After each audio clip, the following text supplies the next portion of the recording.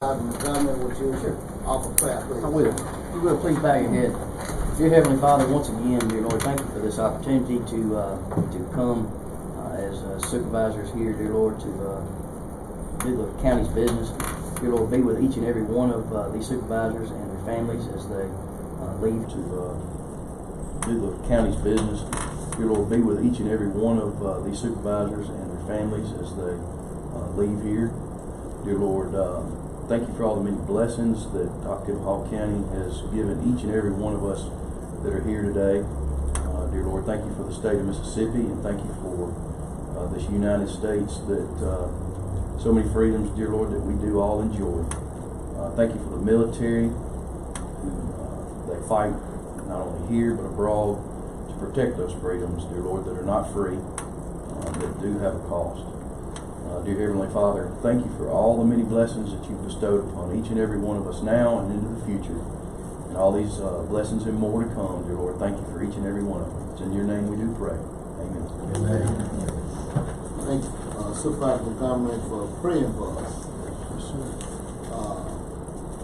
Next on the agenda is approval of the May 2021 board orders. You have those orders in your package. If you would take some time to review them. There is one, and I'm looking for it in the, we had a hire,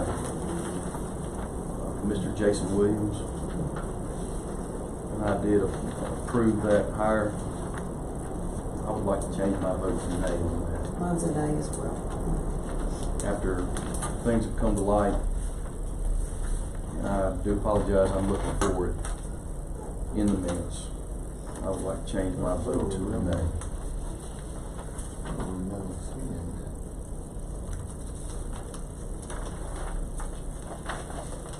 That was when all of us was here, right? That wasn't the last meeting, that was the first meeting of the month? I do believe, yes. Okay, so it'll still pass, I guess, 3-2. Which is fine, it's just...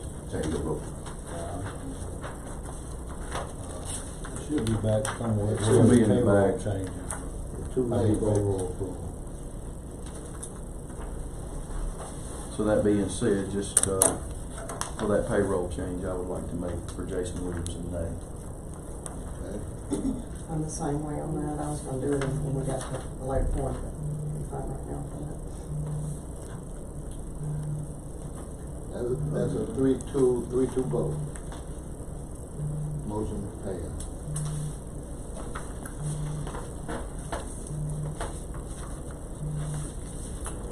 All right. Other than I that, make a motion, we approve the minute. second. Motion by Supervisor Trainer, second by Supervisor Montgomery with May 2021 board minutes to approve. All in favor? Aye.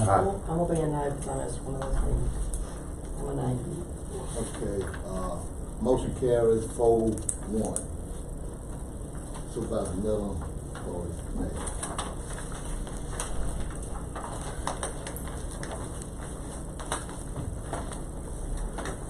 Next on the agenda is citizen comment period.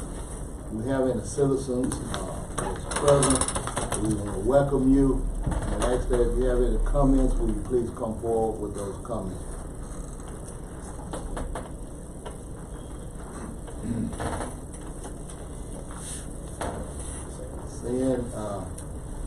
Seeing that we have none, we'll move forward with the agenda for homestead deletion.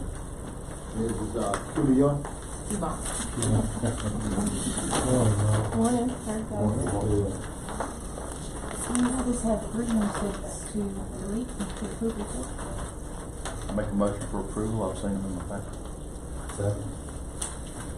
Motion by Supervisor Montgomery, second by Supervisor Howard, that the deletion, for homestead deletion be approved. All in favor? Aye. Motion carries 5-0.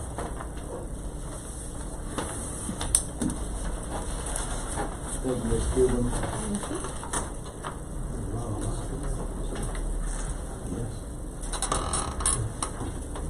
I'm gonna say, or I'm. I guess something has been a way for the Yeah, exit. it was. Somebody say. Anybody else? Someone Oh, else I said got before we it. go into executive session. Can you come right here now? Check this.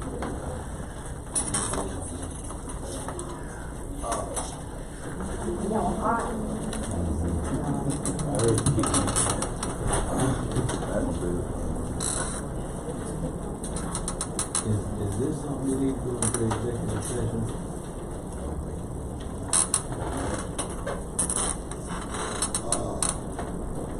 If it becomes a personnel matter, I don't believe it's gonna be a personnel matter.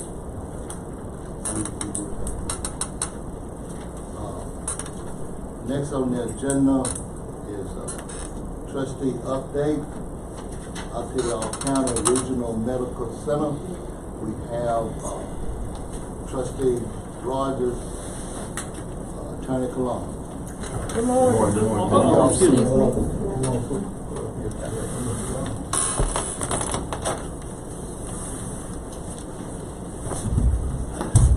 Good morning. Good morning.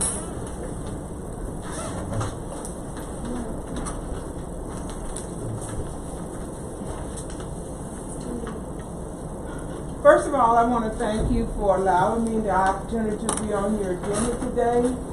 I'm pleased to be here, my attorney, Attorney Cologne.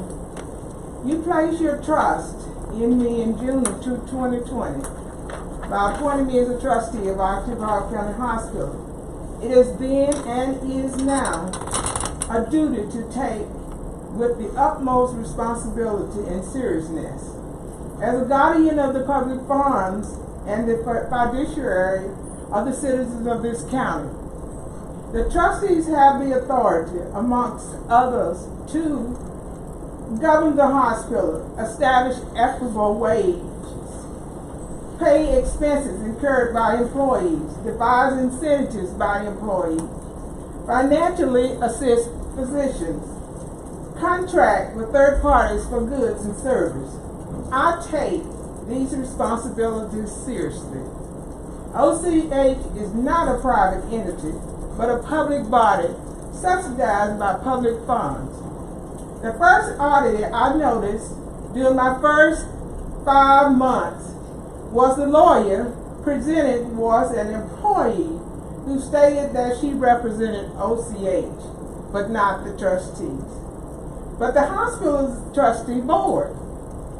It is as if the administration of Ottawa County has a lawyer for the employees and not for the board of supervisors. Frankly, the trustees are OCH. Either the lawyer represents the trustee boards or she represents administration. When I asked who was the trustee's attorney, no one could readily give me that information or give me a name. The best I could get was a lawyer in Jackson.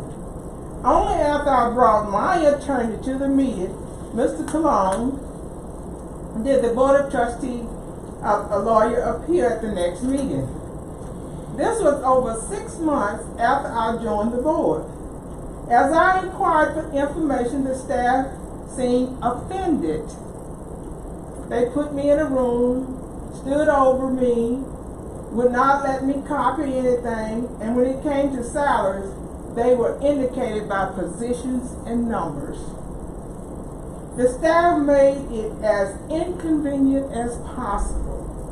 There has been a slurge of hands when Mr. Jackson was stated, and I am not sure of his response to my statement that he would provide me with information.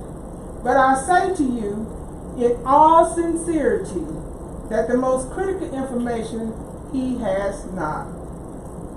So contentious has the issue about the request for information that in the February 23rd, 2021 meeting, the trustees adopted a motion that information be provided to me in the same manner as the current board, as currently done, one size fits all. It is unclear what that means. What is most telling is that I have requested no detailed information since I have seen there. So the motion passed was to authorize me to get nothing, since the other members never requested anything. However, the information currently provided is always vague and general in nature. It is designed so that only the staff know any meaningful details. Plus, it is always provided at the last minute. Frankly, the current trustees are given so little information that they have no oversight of the staff, the expenditures of the operation of the hospital. All we ever see is what Mr. Jackson wants the trustees to see. To put it bluntly, Mr. Jackson has unregulated power. If there is waste, abuse, or misconduct, there is no way to protect the taxpayers. This information, I think, that you and the trustees need to have and to truly understand what's going on at OCH. All compensation paid to the 50 highest paid individual employees by OCH, including all benefit and bonuses for 2020, 2019, and 2018. All documents for the 50 largest contracts for non-medical service, that is, insurance, public information, legal service, of similar nature, entered into by OCH for the 2019 and 18 year. All documents for the 20 largest medical contracts entered into by OCH for the 2019 and 18 year. Ultimately, it is up to the Board of Supervisors to determine what the right course is. I cannot care more than you do. I am a volunteer. I cannot protect taxpayers' money alone. If you do not wish true oversight of the operation of OCH, that is ultimately your decision. What you have now is no oversight. If you have questions, I would be honored to entertain them. Thank you. Thank you, Dr. Rogers. Thank you for appearing before the board. And Attorney Cologne, do you have any information that you'd like to present? I'd just like to submit a copy of a statement for the record. Okay. I'm certainly glad that our board attorney is here and present to receive a copy of that presentation. Where do we go from here? I would think that our board attorney will want to address some of those concerns and get back in touch with the board in relation to that.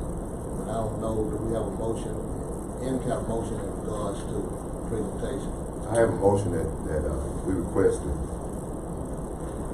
OCHRMC to release all information as requested by Dr. Rogers and Attorney Cologne.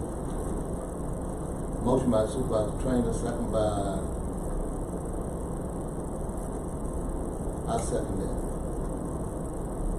Second by Supervisor Williams that OCH release all information that Attorney Cologne and Dr. Rogers is requesting. Can we have a little discussion on that? And what I was going to say is, would you mind if Ms. Favor could have a chance to rebut that, or I mean, this has come before our board, and thank you for coming, Ms. Rogers. You're welcome. But if you can, just explain OCH's side. Good morning, everyone. Good morning. As you know, for the record, my name is Patricia Favor. I have been employed at OCH as the hospital attorney for the last 14 years. With respect to my role there, in response to Dr. Rogers, the board attorney for OCH trustees is Representative Wise Carter Callaway out of Jackson, Mississippi. Wise Carter has always represented the board of trustees as a whole. I represent the hospital and do the everyday operations of drafting contracts, compliance, and things of that nature. I do not represent the board individually, okay? Wise Carter and Callaway have always been available. Dr. Rogers did ask me that question. I gave her George Ritter, who is the board of trustees attorney. Previously was Margaret Williams, who retired. That's the difference between my role and the role for the board of trustees, as they do have their own attorney, just like this board has their own attorney. Okay. With respect to the documentation that was requested, I believe this board is well aware that Dr. Rogers filed a lawsuit against Mr. Jackson and the other board members. That is being handled by George Ritter with Wise Carter. I am not handling that on their behalf. He was unable to attend today because there was no official notice that this was being presented to the board.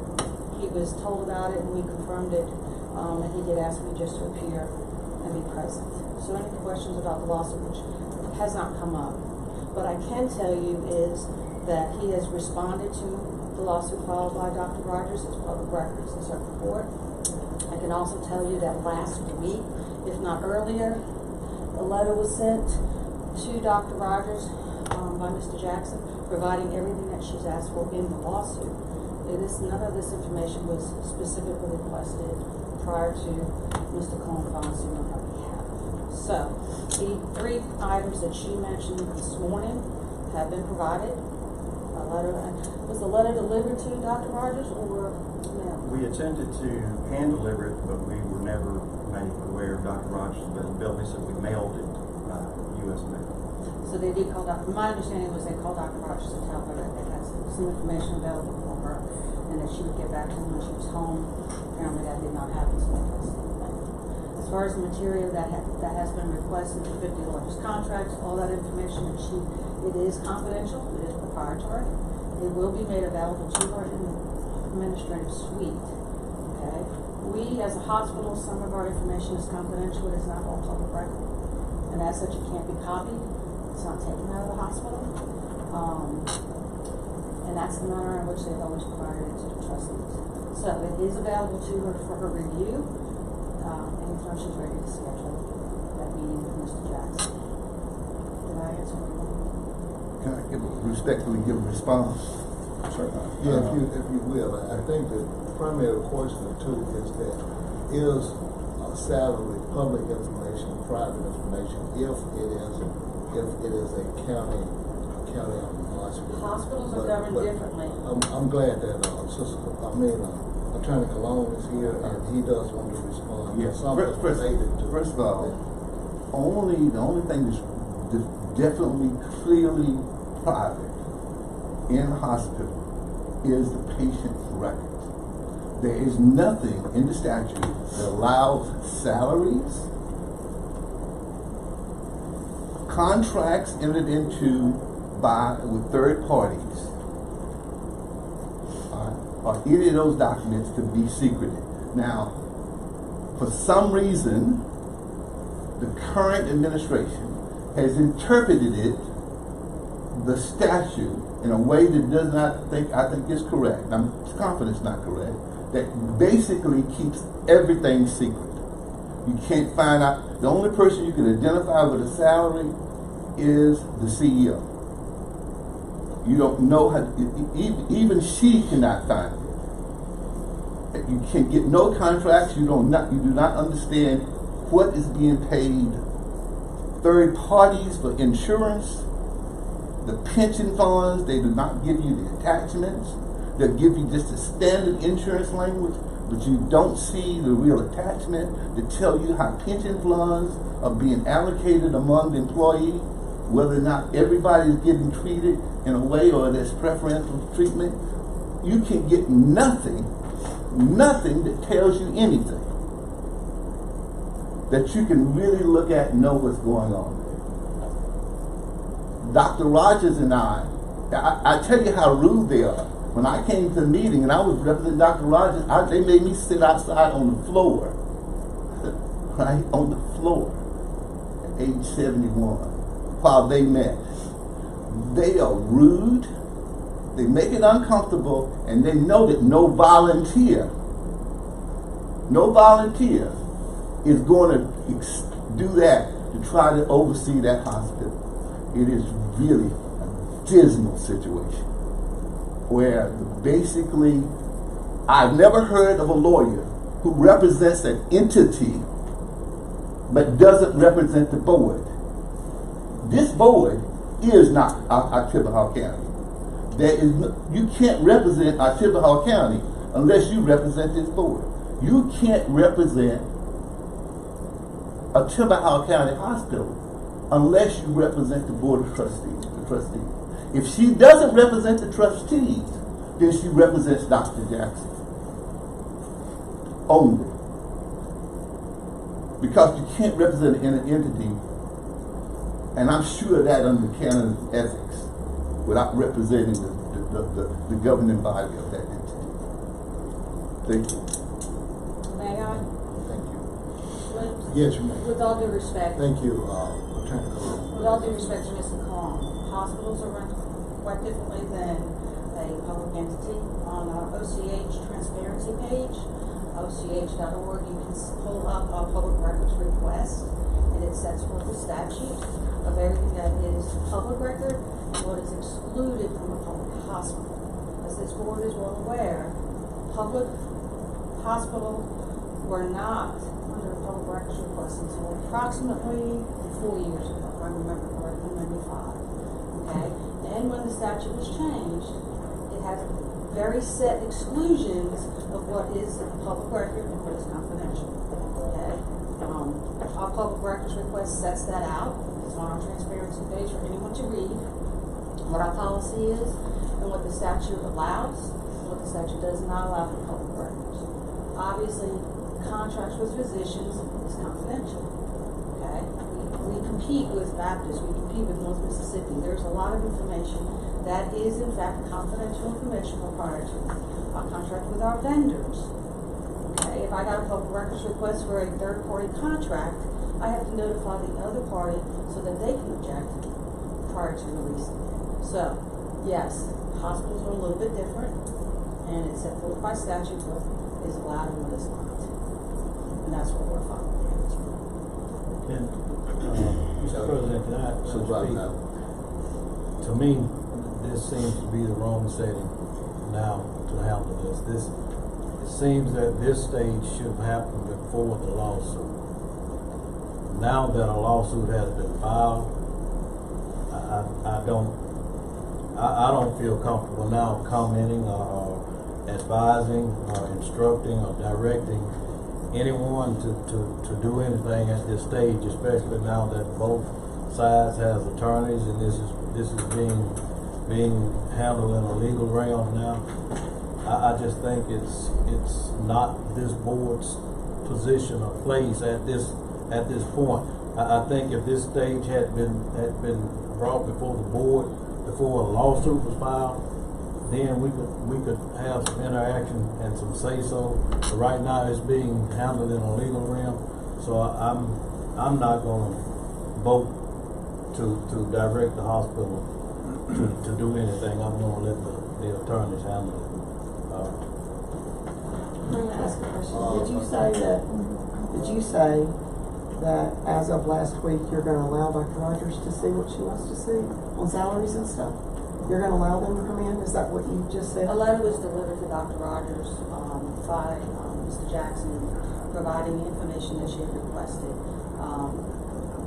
And that's where we were. She was notified last week by administration that they had it for her. She did not. She said she wasn't home apparently, and so they put it in the mail for her to schedule a meeting. It was a letter that was provided to her to schedule an appointment to see certain information that she had requested through Mr. Cologne.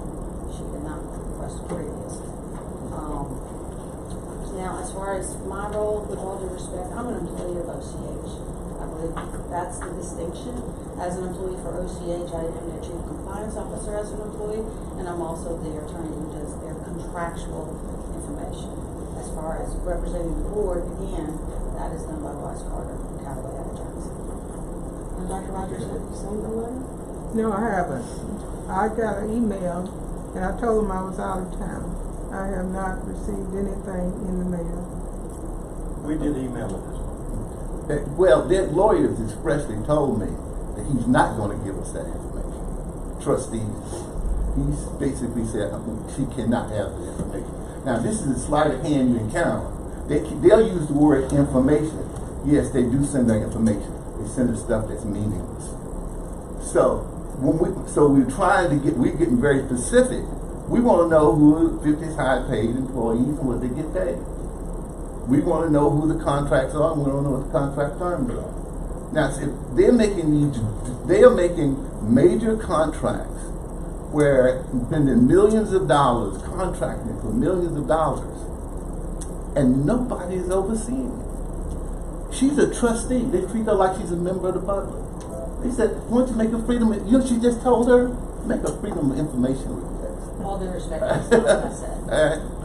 Who do you represent?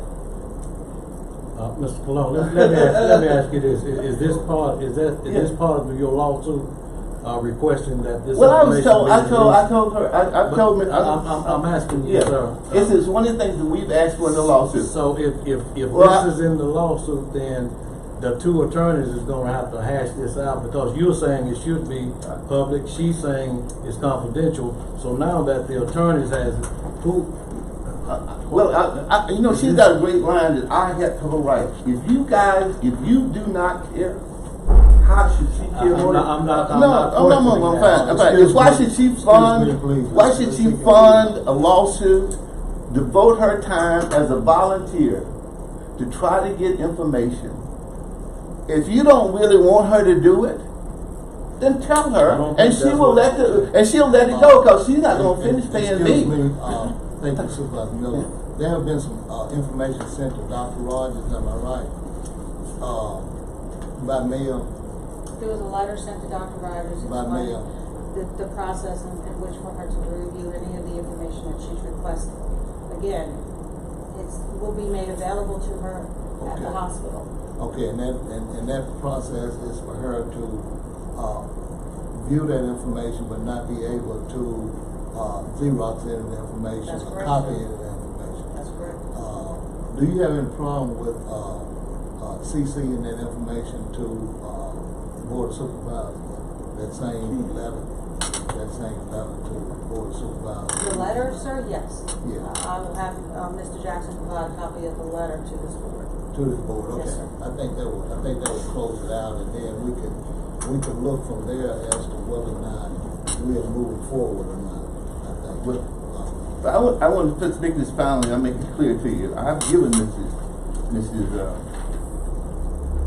Rogers, Dr. Rogers, advice, and if this board doesn't back her, then she shouldn't serve on that board, because there's no reason for her to be on a board where she cannot oversee it. Mr. Cologne, with all due respect, sir, with all due respect, you're asking this board to litigate a lawsuit that's been filed now. And at this point, with all due respect, this stage should have happened before the lawsuit was filed. Now there's a lawsuit, and you're asking us to litigate a legal action now. Yes, sir. I'm asking you to direct her to provide her information. I'm sorry, but we do have a motion on the table. I believe we have to continue with the motion that we have on the table. And that motion, I'm sure, is to provide Sister Rogers, Dr. Rogers, with the information that can be provided. I believe that, could you clarify your motion, Supervisor Trainer? My motion is to send a letter pass a resolution asking Octavia County Regional Medical Center to release all information requested by Trustee Dr. David Rogers. Including the contract. All information requested. Motion by Supervisor Trainer, second by Supervisor Williams. All in favor, then in addition to discussion on the motion, please, any discussion? If no discussion, all in favor? And all opposed? We have a 3-2 vote on that. Supervisor Howard, Supervisor Montgomery, it has a resolution. Resolution. Motion carries 3-2. Might as well just say, they already said they were gonna give her the information. I mean, that's what she says, the letter says, is that It will be made available to that her. the information is gonna be made available. So where I appreciate the motion being said, and that does back up what they say they're going to do. They are saying now that they're going to give Dr. Rogers the requested information, is what I understood from the hospital, that they're not going to give it to her, but they're going to supply it to her. With all due respect, Ms. Miller, it is being made available. The issue has now become that Dr. Rogers wants copies of everything to take out of the hospital.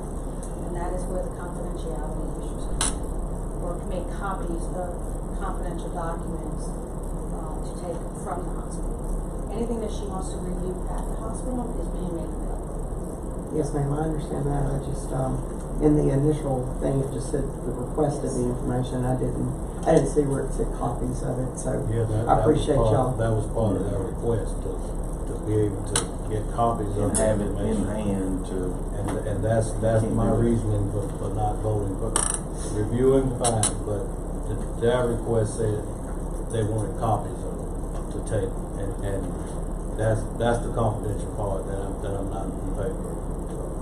So, I think we need one other thing for clarity before we close out, and that is a statement from our board attorney, a statement from Cologne, and a statement from the hospital attorney, stating whether or not what is, according to the statute, what is legally able to be viewed. Dr. Rogers is able to view all the information that she's requested. The issue that has become is that she wants to take copies of the information and take it from the hospital. We just Yes. want a ruling from all three parties on You the can ask statute. Shad White that. On the You statute. need to contact state office and ask him that way, to see whether that information can be copied or Xerox and taken with. And he can tell you what That's he what, can do. that's what, Shad White can tell that you. we requested from, the various attorneys that involved. And We can get that information, and we can get some closure, we need some closure on that information, as to what can be viewed and, what cannot be. I think that's, we get some closure on that, I think we'll be fine. I'd like to offer a second motion. I'd like to make a motion that we send a resolution to State Auditor Shad White, getting clarification on what can be released and what cannot be released, and what can be copied and what cannot be copied. I'll second that. Motion by Supervisor Trainer, second by Supervisor Montgomery, that we forward that resolution on to Chad White. All in favor? Motion carries. No, because there's a lawsuit pertaining to this very fact, so I'm gonna let this lawsuit take place. Motion in favor, 4 in favor, Supervisor Howard voted nay. Motion carries 4-1. Thank you, sir. Did you abstain or did you? No, vote no. My vote is no. I believe that's gonna, do we have any other comments or any other thing we need to bring forward? If not, I think you. Thank you, do have a comment. Yeah.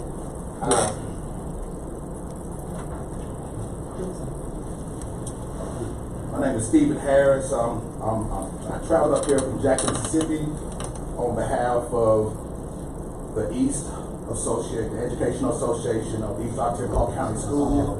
Excuse me, that should have came out. We might give you an opportunity later on to talk about that, but now we're gonna close out and stay on the agenda.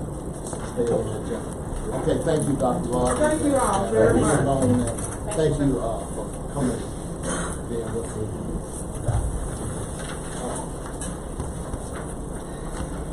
With that in mind, road manager report, Mr. Baggett.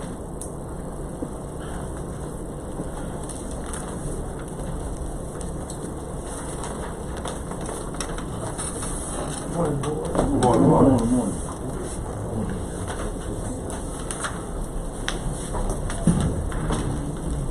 Trust everyone has a copy of the road management report for this month. I'm looked in the report, the only thing I had was,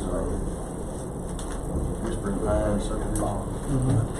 I think it said that they had already gone in there and worked on that spot where the, pipe mix, like on both sides is crumbling. Just take another look at that, I think it's still to be done. It is to be done, it has been done. They might have been done something. One particular situation you talked to. The new light and all that you have. Right. Other than that, I'm good. I'll make a motion to accept the road manager. Wait a minute, do we have any other, comments in relation to the road manager's report?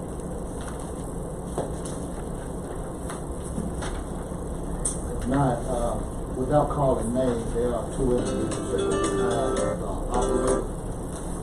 Yes. Two will be hired as operators. Yes. How are you familiar with these individual skills? I am. One is B.O.S. Rogers, who worked You for don't the want to county. call names. Oh, I'm sorry. A previous employee. Previous employee, yes. Yeah, okay.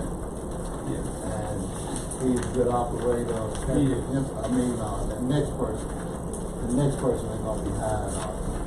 Yes. I thought in prior years he was a secretary in the office and a truck driver. So he has Yeah. operation skills, because first he was a truck Yeah. driver and then he was the secretary in the office. He's an operator. He's an operator.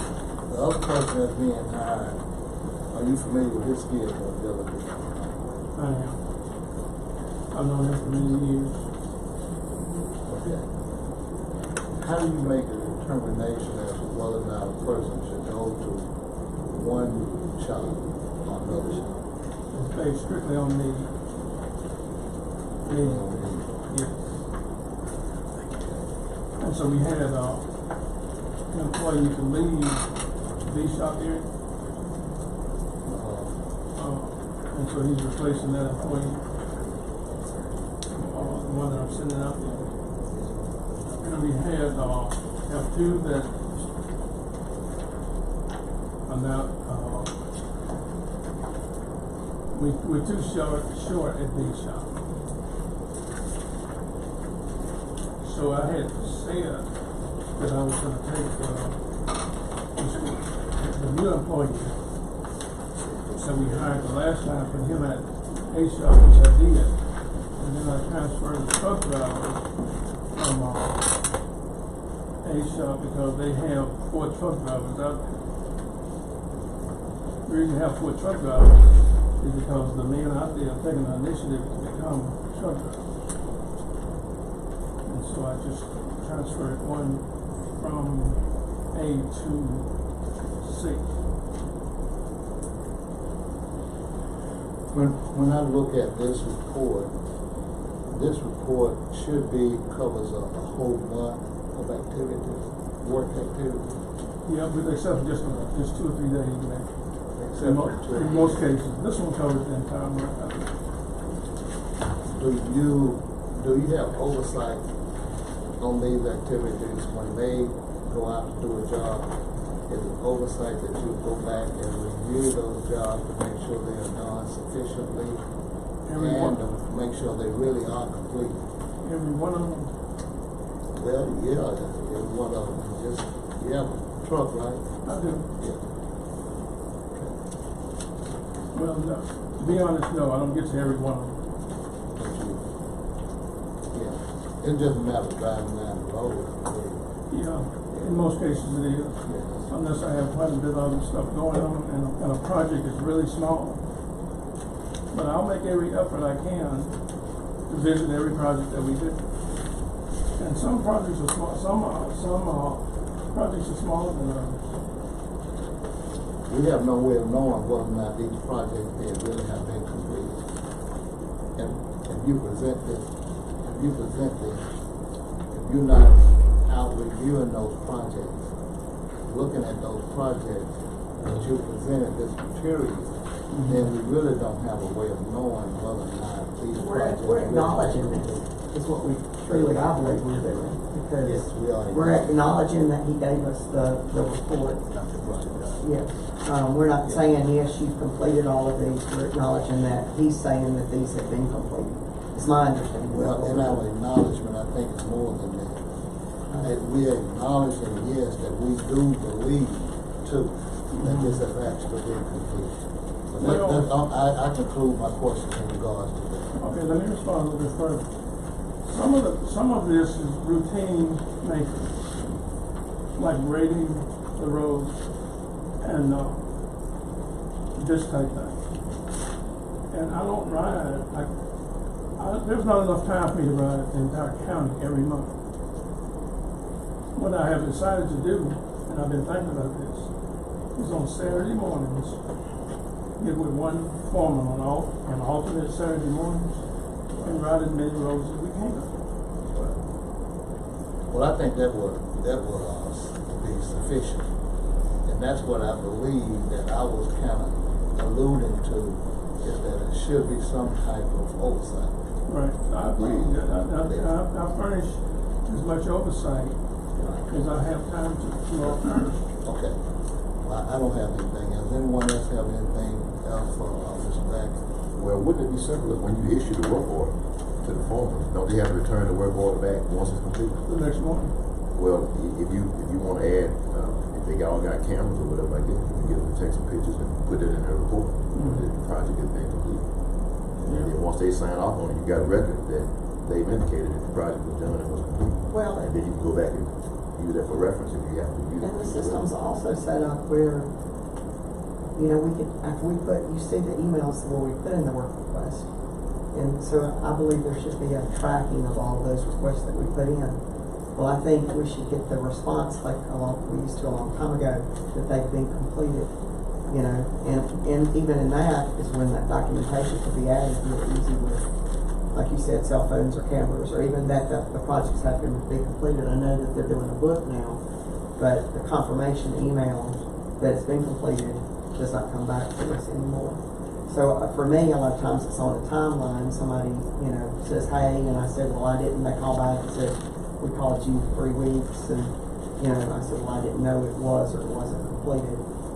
So I think that might help if we could get back to using technology that we're paying for to its fullest availability.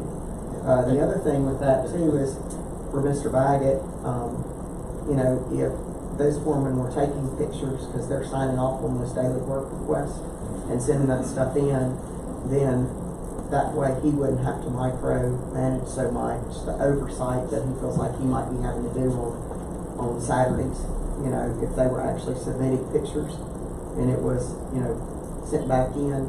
And then the last thing in saying that, I would just say that, you know, we just want to make sure that we're not just doing work orders, that, you know, we are hiring foremen that have the foresight. I know that when I first started, the foreman that I had in my district had that. He rode those roads and he would call me and tell me, and I never have that anymore. You know, hey, this needs to be, that needs to be done. That we're hiring foremen that have the foresight, that ride the roads, and are not just working per project, which would eliminate Mr. Baggett some of what he's feeling like he has to do. You know, riding those roads with those foremen to do that. And if they're not doing that, I feel like there needs to be some accountability, because we are a unit system, and that's part of what their job is and what they're being paid for. Those nice trucks that they have, the gas that we put in them, and the taxpayers and everything else, that's part of the responsibility. I agree. Another part of that, though, we're gonna have to allow Mr. Baggett to take action if necessary. I mean, we can't jump and if he take action to discipline or something like that on an employee, we've got to allow him that. And Mr. Baggett's got to do it in balance. I totally agree. I think you mentioned a few years ago about having that part of the software turn on to send us an email showing completion. I mean, that's a good way of tracking things. I've got to speak up for one of the foremen. You can guarantee that Mark Vaughn, if there is an issue, he's going to make you aware of it. He works closely with Mr. Baggett.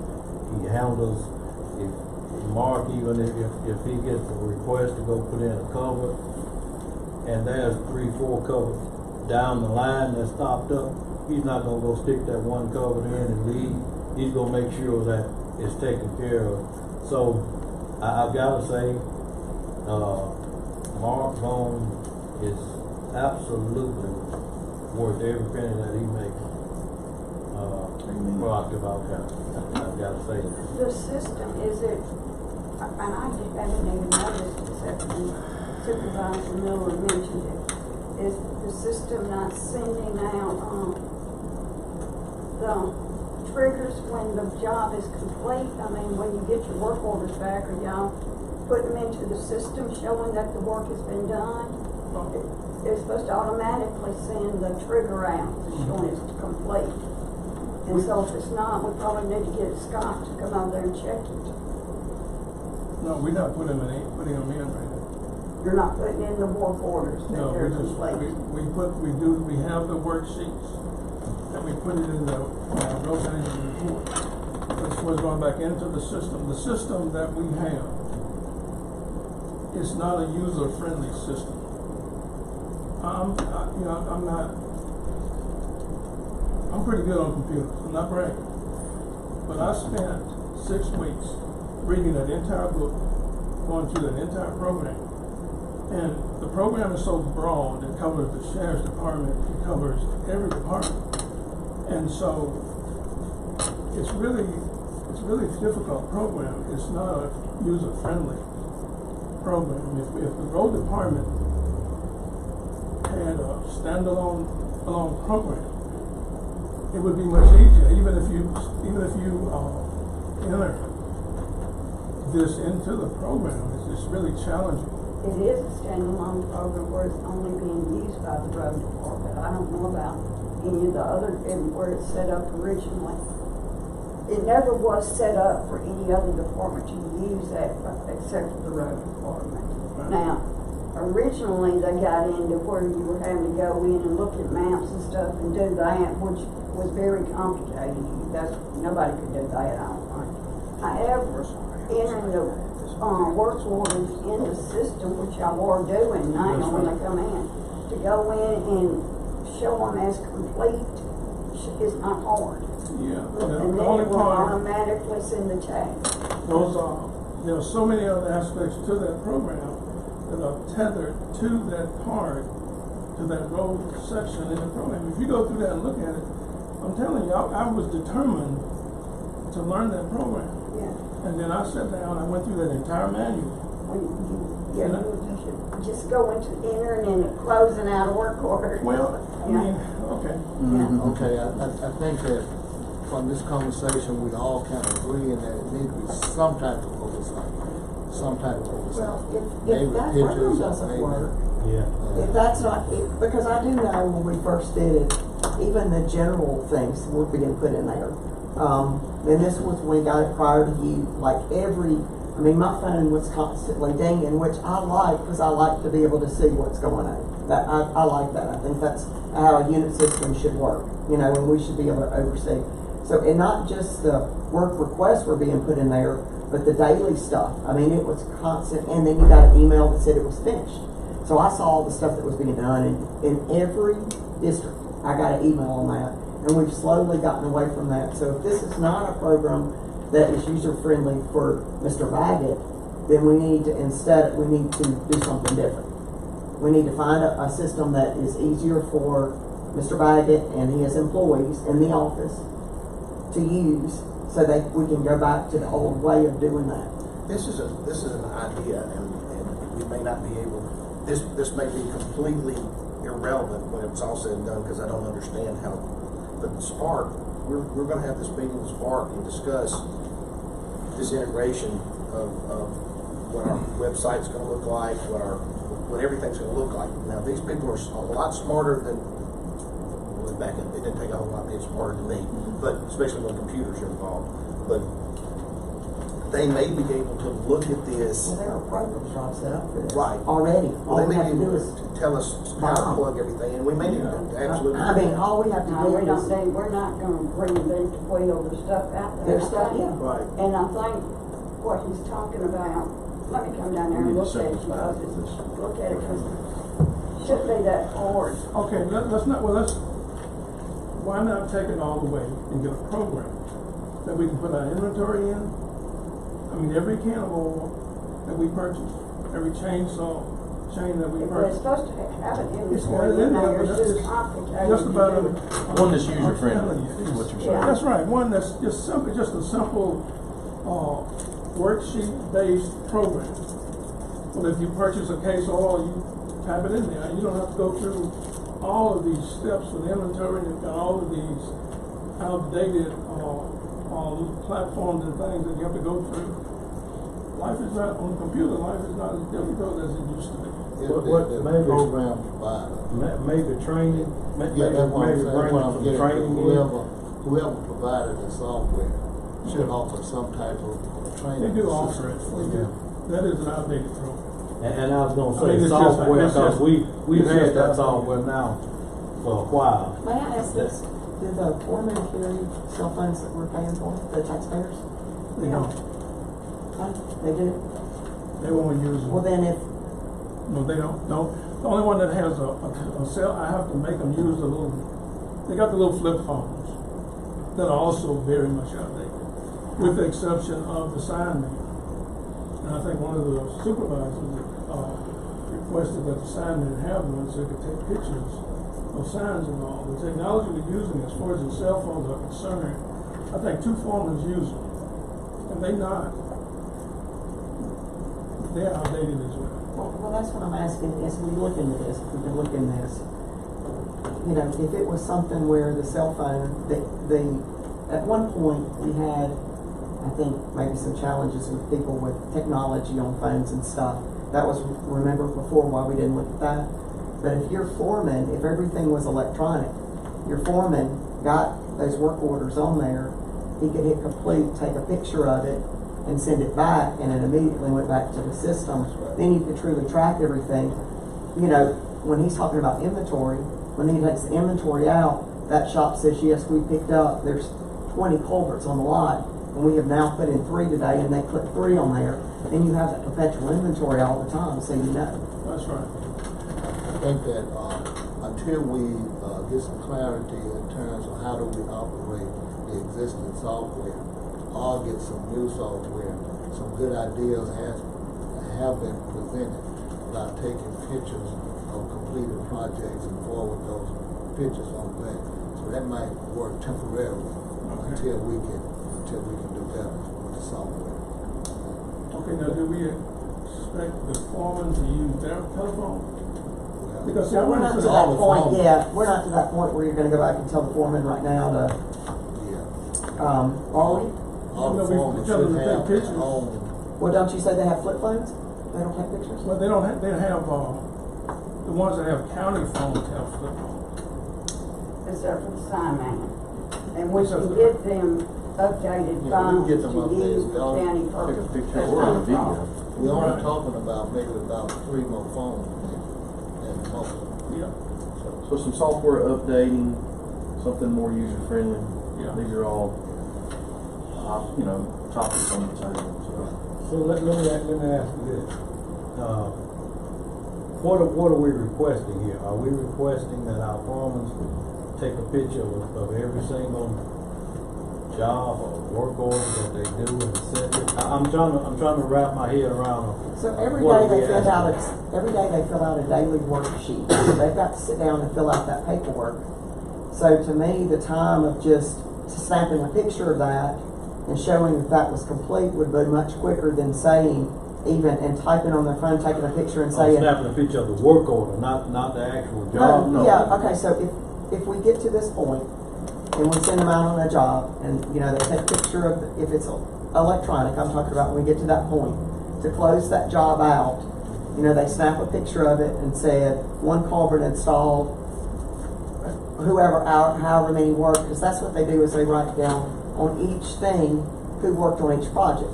how many truck drivers, how many loads, that kind of stuff. It would just, I know. it'd be done the same way, but it wasn't just, it would be an electronic tracking of it, which would be quicker than coming in and handing it to somebody in the office that then has to type it in. I'm wondering, I'm still trying to figure out if we want our foremen to go out and snap pictures of every cover installed, every pothole filled. If I call the work order in for a pothole, if I call work order in for a cover, if they need to clean out some ditches, are we telling our foremen, and we've got to be careful about production and productivity. If we're gonna start pulling our foremen away to go and handle all of this picture taking and reporting, you're gonna drop productivity. I mean, it's just nowhere around it. Maybe, Mr. Baggett, since you sort of have an idea of what we are wanting, what we're requesting, can you put together something? Maybe that'll work good for the road department. There are forms and everything and procedures that we are having to follow by the audit department. I understand. They're saying that, so we cannot get away from what we're having to do for the audit department. Whether we do it manually or whether we do it electronically, there's still things that have to be done. I understand. I'm asking, what are we asking? I mean, what are we asking?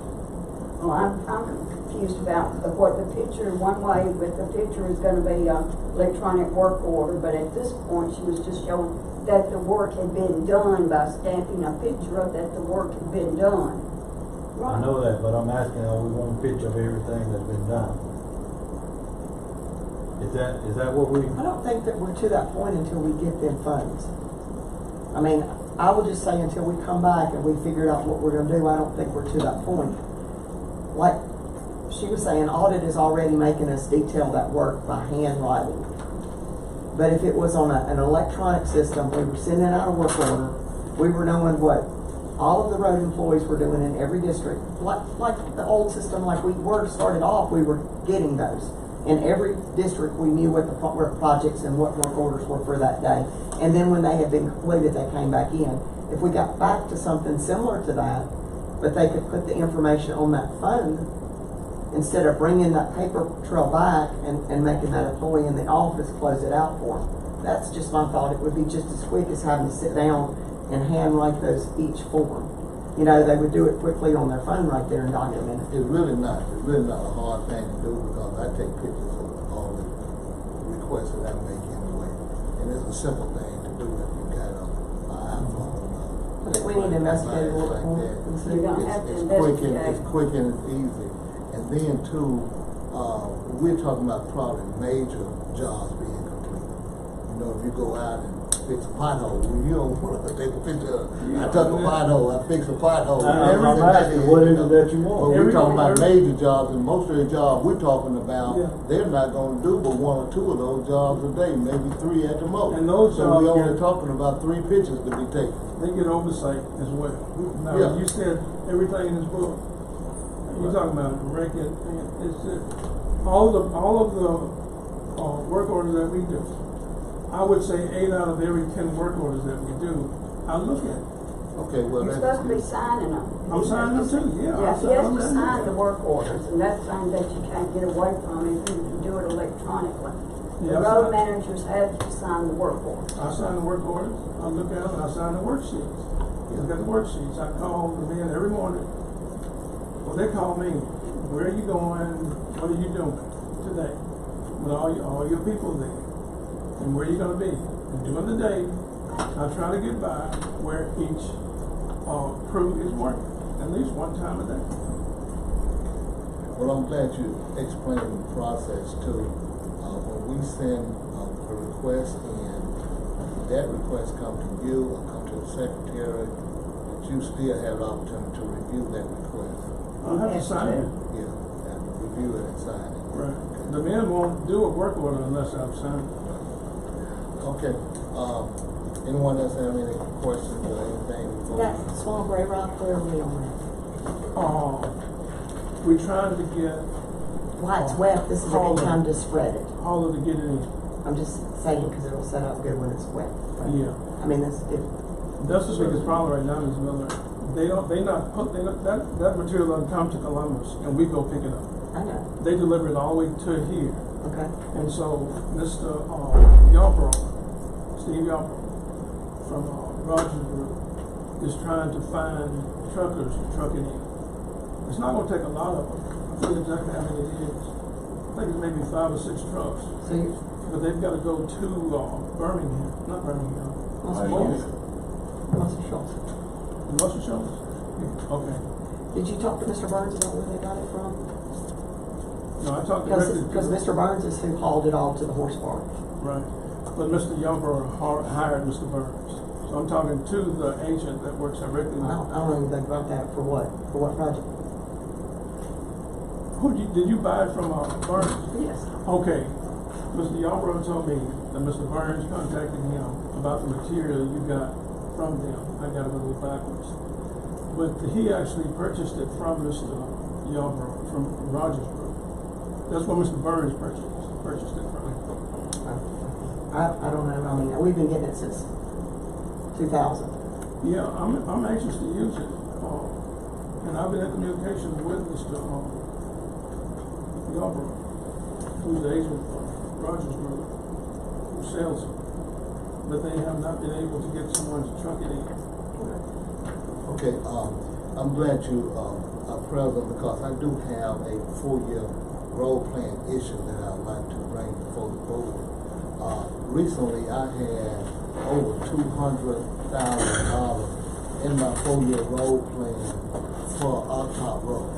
But since I got that grant, I don't need to allocate to over $200,000 to Octop. So I want to reallocate those funds to a different project. And if it pleases the board, I would like to add to my 4-year road plan instead, Harris Road, and that's from Stallings to Robinson, and Southgate from Old Highway 25 to 1093 Southgate, starting at Old Highway 25 going to 1093 Southgate, and improve the ditch area, the drainage area in Hillbrook. Those 3 projects I'd like to add to my 4-year road plan and delete the Octop Road funding, for the Octop Road funding. So won't that make you short on Octop? No. How much did we give Octop? $1 million? Just $1 million? $1 million, but yes, I should have 1.4 with my state aid. From state aid. I was thinking, you plan on doing all of Octop? Yes, but that's an engineering question. I know it hasn't been bid yet, but I'm just looking at the way things are going now. The project, everything's up. Drainage improvements on Hillbrook. I thought they cleaned those ditches out good when we had that tornado there. Talking about the one on the creek kind of thing? Right on the creek here. Yeah, it stops up right through. Right. And it's There's still some- growing, there's it's some growing stuff. twig trees, and then it bagging the water up, and eventually gonna flood that area again. Well, I second the motion for the adjustment for your road. Motion by Supervisor Trainer, second by Supervisor Howard. Adjustment been made to my 4-year road plan. All in favor? I make the motion we acknowledge the road manager's report. Have we done that yet? Motion carries for the adjustment of 5-0. So Supervisor Miller, motion that we acknowledge the road manager report. Is there a second? But I do want to say something, before we acknowledge this road manager report. And I'm in total agreement that we need some oversight. We need to be kept abreast of some things that's happening. But I think we also need to be mindful of sitting here in this boardroom and enacting so many different things to our crews out there and feel it's a totally different ball game actually being out there and handling things and being able to sit here and say, well, I put this work order in, why is it not done? When they may have gotten ready to do that and got called off or had to do something else. I think we need to be mindful and be careful of what I understand the goal you're trying to accomplish, but I think it's a lot of it's gonna have to do with great working relationship with the foreman, with the road manager, actually being out there some, checking on things, and not just leaving it all up to the road manager. Our guys do a good job, but I want to say be careful of overloading them with so much stuff until it starts to cut down on productivity, and then we start to holler about why things are not being done. That's all I want to say. I would go a step further. I think we need to look at going back to the beach system, giving the supervisors more responsibility. Because our county is growing so much now, and where I could be doing something instead of having to run behind and make sure people got little stuff done and this, that, and folks calling me, like you said, wondering why stuff hasn't gotten done that I could get done myself. I wish there were a hybrid. Well, you can do a hybrid, but you got to go back to the beach system and then you have to put the hybrid on going from there. And I know the city was talking about looking at changing that form of government. In the city of Storm, they want to create a strong mayor form of government for whatever reason. But I think now where our county is growing, we're going to have to increase our force, and it would be so much better, I think, if we would give the supervisor a little bit more responsibility to handle a lot of this little maintenance stuff. Little stuff it's important to somebody that calls you, but in the grand scheme of things, it's not that important to where we got to take a crew away from a project that they're working on to go take care of that. I do question if it would give each district more funds available if we took some of the labors out. So I did question that. If you had a supervisor that truly understood procurements and contracts, all those types of things, laws, and could keep their forms up, if we didn't have so many layers, because we've grown so much, we got so many layers of employees that we have less money to do what we, are doing. So I do question if we went to a different format in some way, if some districts, especially those that are thriving, like you said, and if the money was divided out that way. I know in my district, I need some work 7 days a week, something going on. Just little stuff. Folks calling me about projects on the weekend, and what I'm saying, the county's working on a project, and the weekend comes up, and you need somebody to go out there and do something, and they steady calling you, and I'm like, well, if I can just take care, I feel so good when I can take the person calling me and I can take my garbage can. Why? Because that's something that I can do, and I'll stop doing something important to go take the person's garbage can. That's just how much that means to me, and it makes me feel good. But I can take care of it right quick, and the person's satisfied and done. I ain't got to turn the work order in for it. I ain't got to wait till 2 weeks from now. I can stop doing what I'm doing, get it done. And that's what I'm saying, be careful with all the paperwork we overload. I know we got a track. Make it streamlined and simpler. Streamlined. Don't overload these guys with so much paperwork. But our county's going so much so fast that I know, but we've got to get actual work done. We've got to get actual work done. I'm through. I believe we got to do a little bit more study on whether or not we want to move from a unit system to a beat system. That also means that we don't need the road manager anymore. No. I didn't say that. Well. I think Jones County has a good model.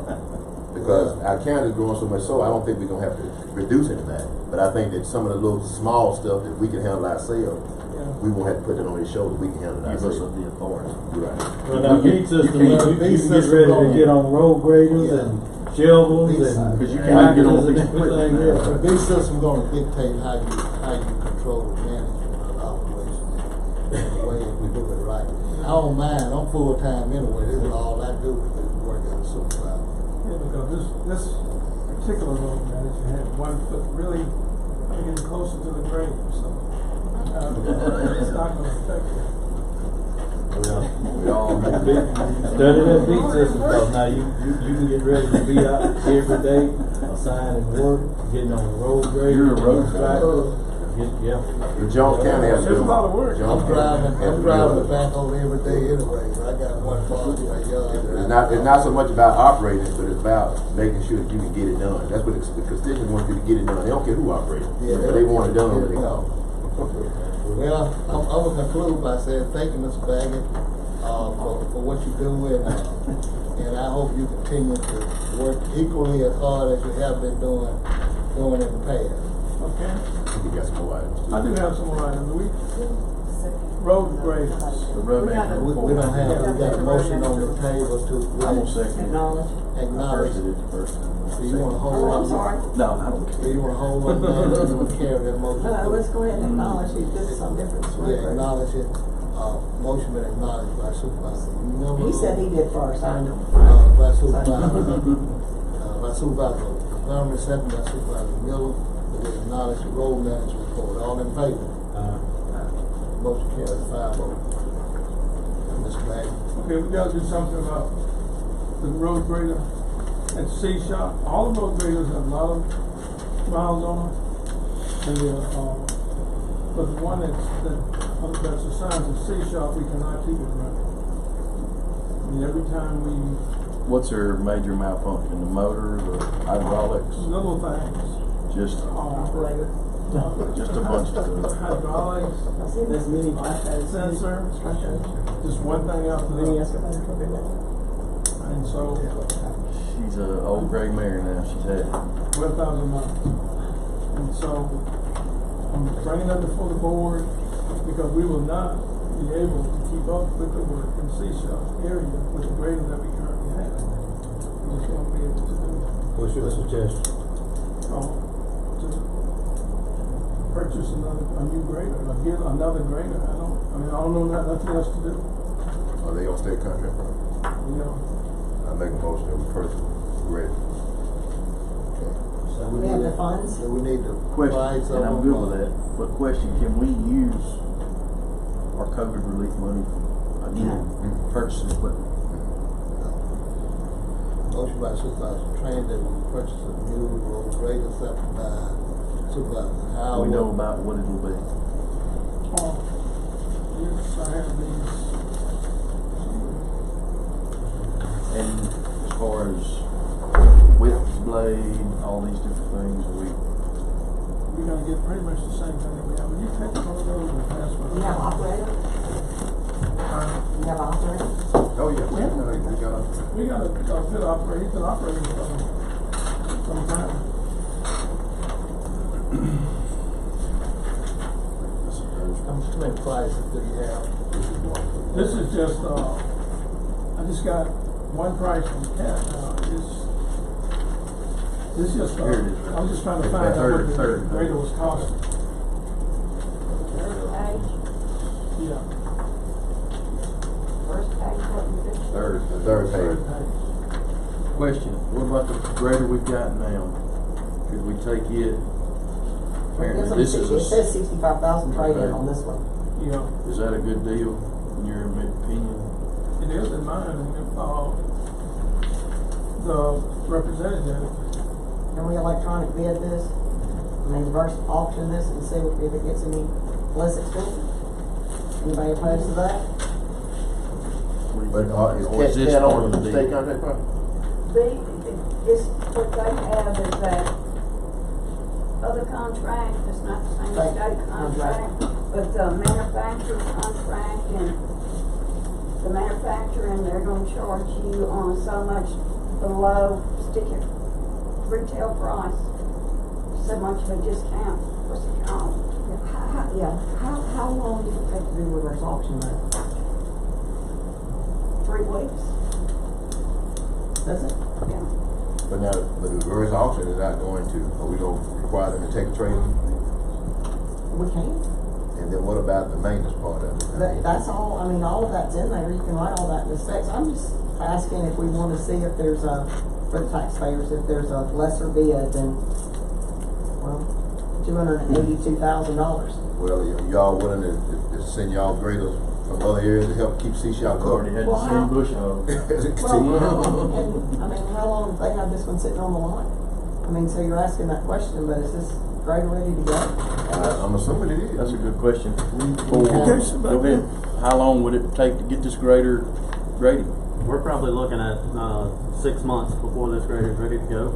But when you buy off state contract, CAT gives you the list price and they tell you what your discount is, and you already know what the price is. So, but I'm just. Well, I mean, we just need to get, we gotta get a machine. I mean, I know we. This rate won't be available for 6 months. Right. Well, in lieu of that, then we'll be a winner. It'll be a winner season. So in lieu of that, can we try reverse auction? Yes, ma'am. Purchase new road grader for C-Shop by reverse auction. Second motion. Yes. Second by Supervisor Miller, motion by Supervisor Miller, Reverse auction, second by Supervisor Trainer, that we purchase by, reverse auction. Okay, I need to get this fixed. So in the meantime, I do have a question is, the trade value of this, are we gonna try to fix it up and auction this one off?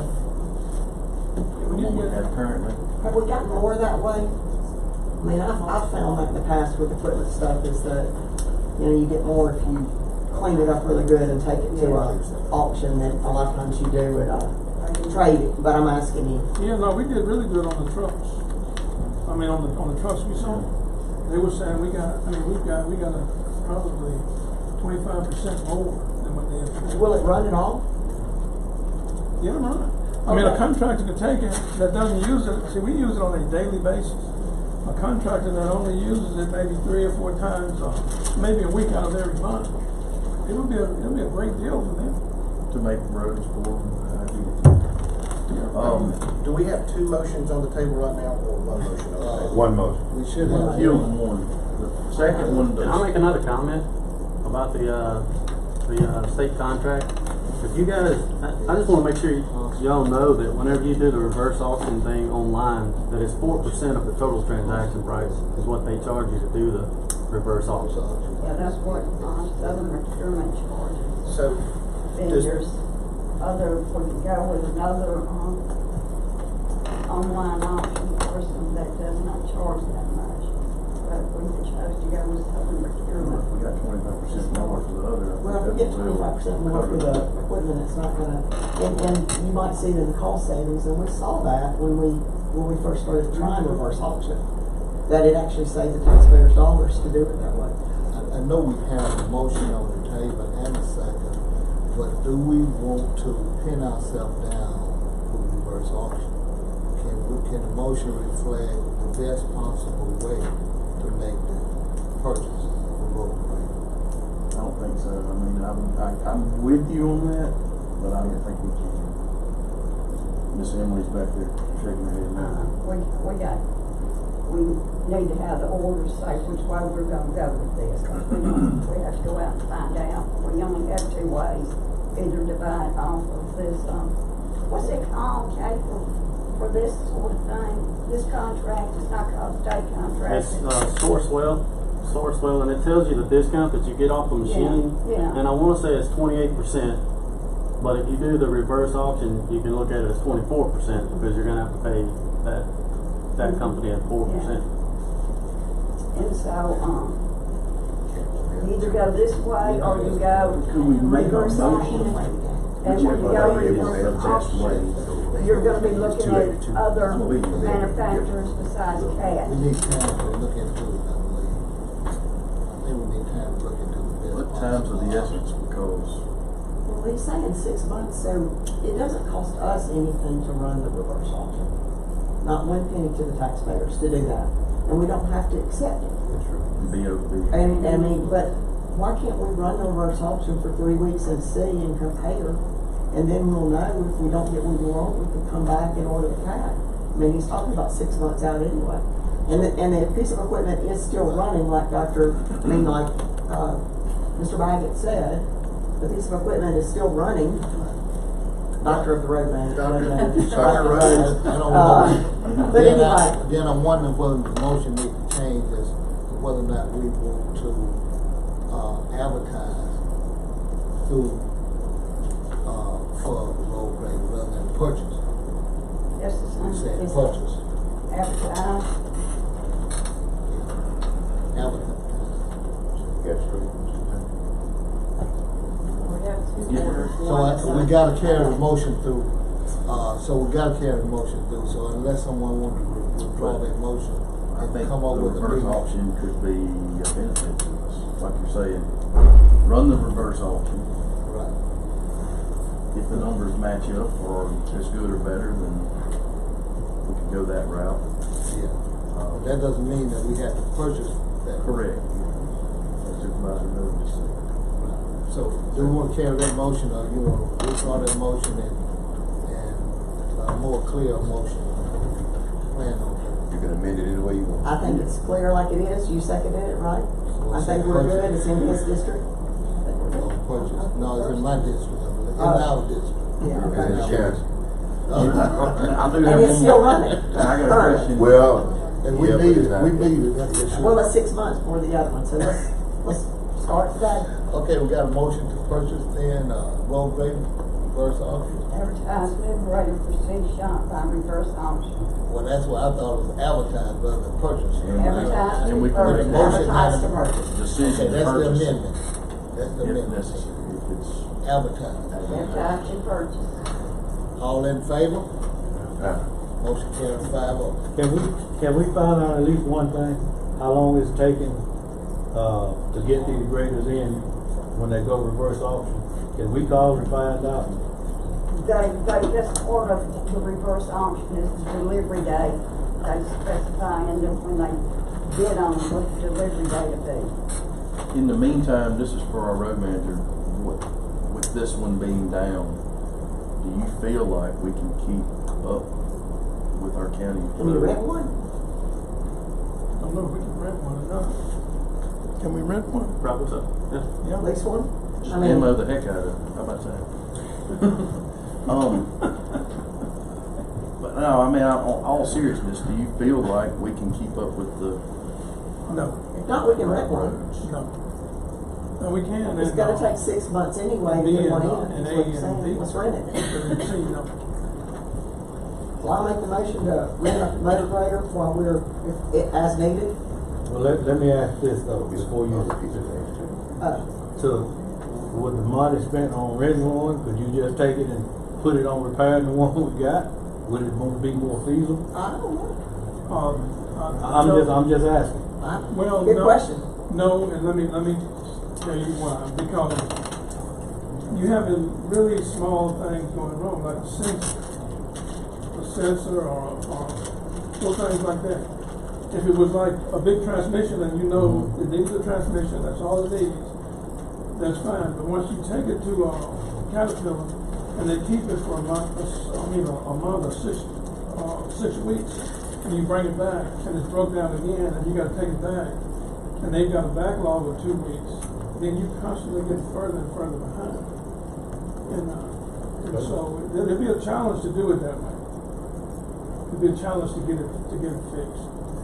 Because that's what we've been doing. Okay.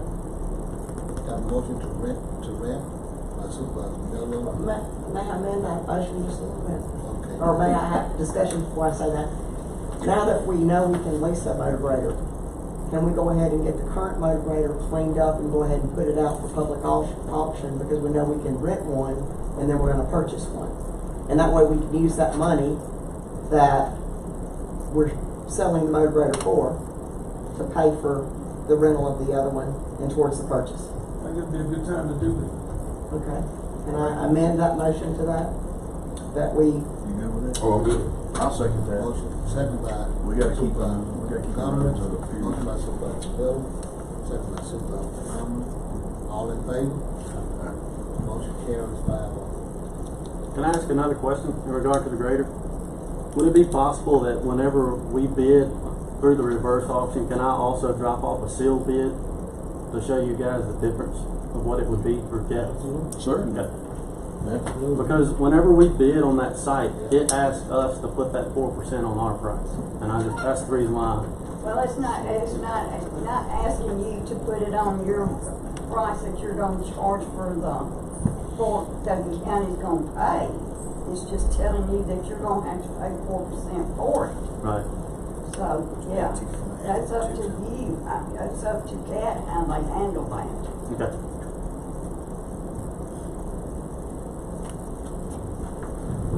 thank you, Mr. Baker.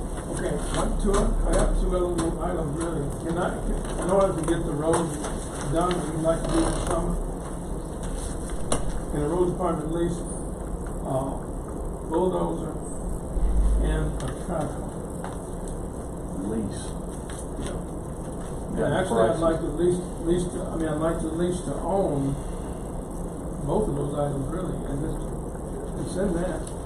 But the monthly lease price, Caterpillar says that whatever we pay, I think it's 80% will go toward the purchase price. And if we decide not to, if the board decides not to purchase it, then we take it back, and then you just take it back at any point. Where's the lease price at? So Right here.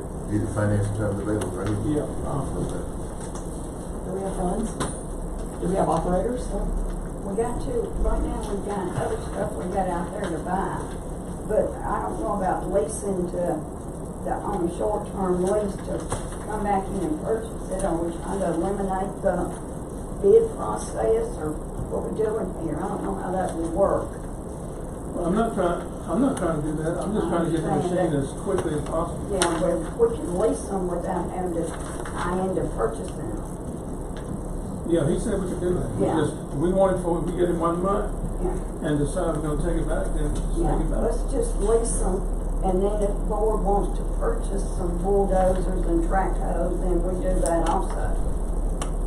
We can get a lot of work done, both of those, that equipment, both of those. A lot of work done. We don't wanna hold up your word while we're What having road are to you bid for talking one, about? so if we're gonna advertise the purchase one also. And will you do these where you, and I'm just asking, if you're gonna lease these pieces of equipment, you know, you're gonna actually have the project ready to go, you're gonna look at the weather, make sure like this week, we're not gonna have 2 weeks of worth of rain, That's right. so it's just sitting there and we're paying a lease on it, correct? All right, well, we have, I'm gonna look at that. We have 90 days of time that we can, of good season to build the road. It starts right at the end of June and goes through September and sometime October. And so, just to answer your question, yeah, now would be the time to get it in motion. I understand that, it just says we're gonna have an exceptionally wet summer, is what they're predicting, so, you know, we would hate to, I mean, like right now, if it's not 2 consecutive weeks of rain, we'd hate to rent equipment. And you probably should find out too, if you do lease it and then we run into a couple of weeks of rain and where we can't work, you know, can we stop that lease and then pick it back up? Are the leases by the hour or by the Day, or by the month? Also, we might want, if we talk about building roads, and we talk about soil cement too, because I had sent y'all the results of what we did soil cement. That's concerning, we only got 1 bid on that. We only got 1 bid, It's way up. and, We need to so we rebid don't that. have a soil cement bid to go by. Well, I would suggest we need to move forward. I'd like to move forward with the bill we got. We got a motion now, I believe, at least we got a request for a track load and a dozer. Now, I would say one thing about those instruments, they're not like a tie instrument, they're on the track. So the wet weather don't bother them as much as it was if the instruments on the tie. We can grub with this equipment, even after, like it's Like now, you still can. we can grub, Yeah, okay. What We got a road are motion. you talking about, a road or roads? Harold, Camp Airport, and a host of other smaller roads. Main Line, Cummings, what's the one over there after Black Giant? Most of them I didn't see. Man's Average, everywhere. That's right, those. We're not building any roads in 3 or 1, right? We're not building any. Comes out of 4-year road now. Yeah. In the past, yeah, when I rented a piece of equipment on Brown Road, it came out of my family road. So that's what I'm assuming this will be. No, I didn't request around the bill. Well, I mean, it doesn't matter. I mean, it can just stay over there I and did finish not. what we got to do over now, I project. just So left that's the fine. one we got over there, but Well, that's why I was saying, that's why I said when he was sitting in the back there, we need to buy him $1 million worth of equipment. Because even the excavators that we have, They gonna put you down here. yeah, one of them will put us out pretty soon. And I'll get caught right in the middle of it. That's what I'm concerned with. We go 2 months with this equipment, we'll have the roads done to the point that we can do it. With these big pieces of equipment. We can lease them for 2 months. And we don't get too much rain. Well, it's bad that C Shop doesn't have sufficient equipment for that. So I don't think we might not need to penalize because we don't have good, adequate operating equipment. It doesn't look like it's something that should come out before the road, and I don't know how to deal with it. We will be using these pieces of equipment for the construction of roads. If it wasn't, we weren't construction roads, we could give out. That means that for sure it's not going 3, 1 or 4. Well, we actually built a road and, When Brown Road got done, I had to pay $6,500. You're building, Harold Road. Building But Harold. but you also pulled off of Harold Road to go do something else He was at Harold Road. now you're getting close. His brother. But I'm saying last year, Yeah. you pulled off to go in some other districts. So therefore, I probably wouldn't need to rent a piece of it. I get it. Is Harold Road gonna need to use the equipment that we leasing? Yeah, actually, I was gonna put the dozer on Harold Road. But I think in 3 weeks on Harold Road, with the dozer out there full time, it can be done. If it does, that's assuming that the rain doesn't kill us or something. As long as they use it somewhere in the county, it's fine with me. Because I mean, that's the way it's set up. Okay, we have a motion then to lease, track hoe, and a dozer. Do we have, who carried the motion? So moved. Okay, motion by Second. Supervisor Trainer, second by Supervisor Montgomery, that we purchase those two, not lease those two equipment. All in favor? Motion carries 5-0. Thank you, Mr. Brown. Yes, ma'am. Thank you.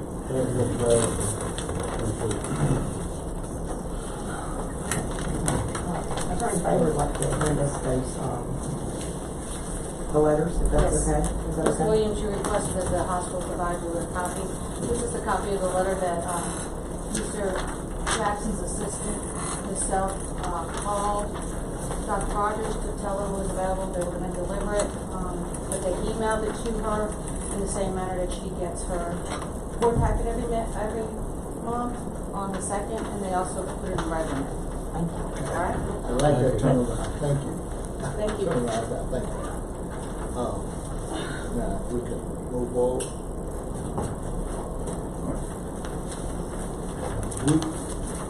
If we would allow Lieutenant Ward to come forward to talk to us about possible grant funding, Sheriff's Department. Sheriff's Department just requested to apply for an Edward Byrne JAG grant.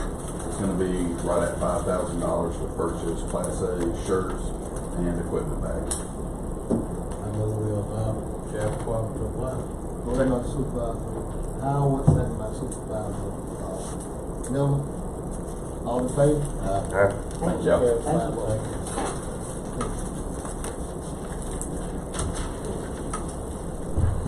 Council for Business, Ms. Livingston. Yes, I have a couple of things. The first thing is to acknowledge that we have no city for the month of May, and funds remain the same as citizens. Make a motion. Motion by Supervisor Gomez, second by Supervisor Howard. All in favor? Motion carries 5-0. Second thing is I need a board order on the around 16 section police taxes so that we can let them pay the taxes.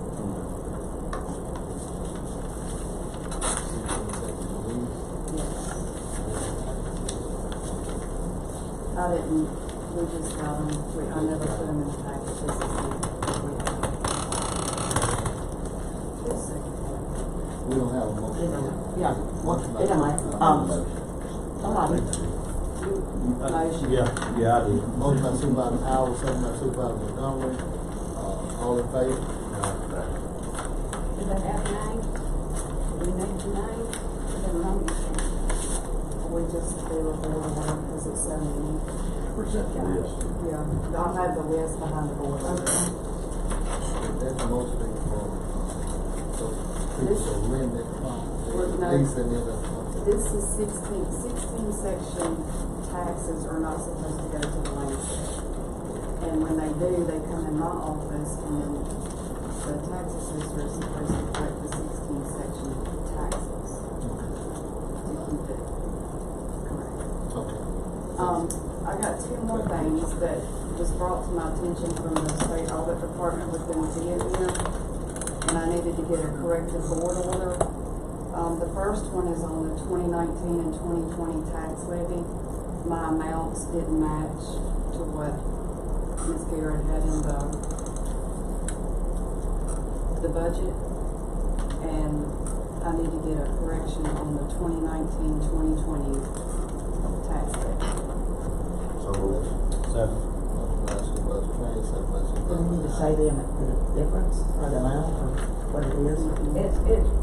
She has to do a publication sheet each year, and, she didn't, the changes were not noted in her publication sheet.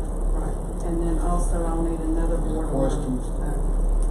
No questions, all in favor? Motion carries 5-0. And then I'll need the same thing what had occurred for the 2020-2021 tax levy, so that I can republish it. 2020 and 2021, motion by Supervisor Plano, second by Supervisor Montgomery. All in favor? Motion carries 5-0. And that's all I have. Thank you, Louis. County Administration, County Business, County Business Administration, Garrett.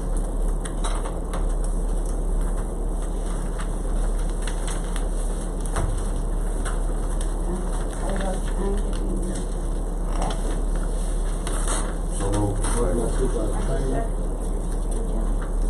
Motion by Supervisor Trainer, second by Second. Supervisor Howard. Payroll changes, all in favor? I'm an animal. Okay, motion carries 4-1.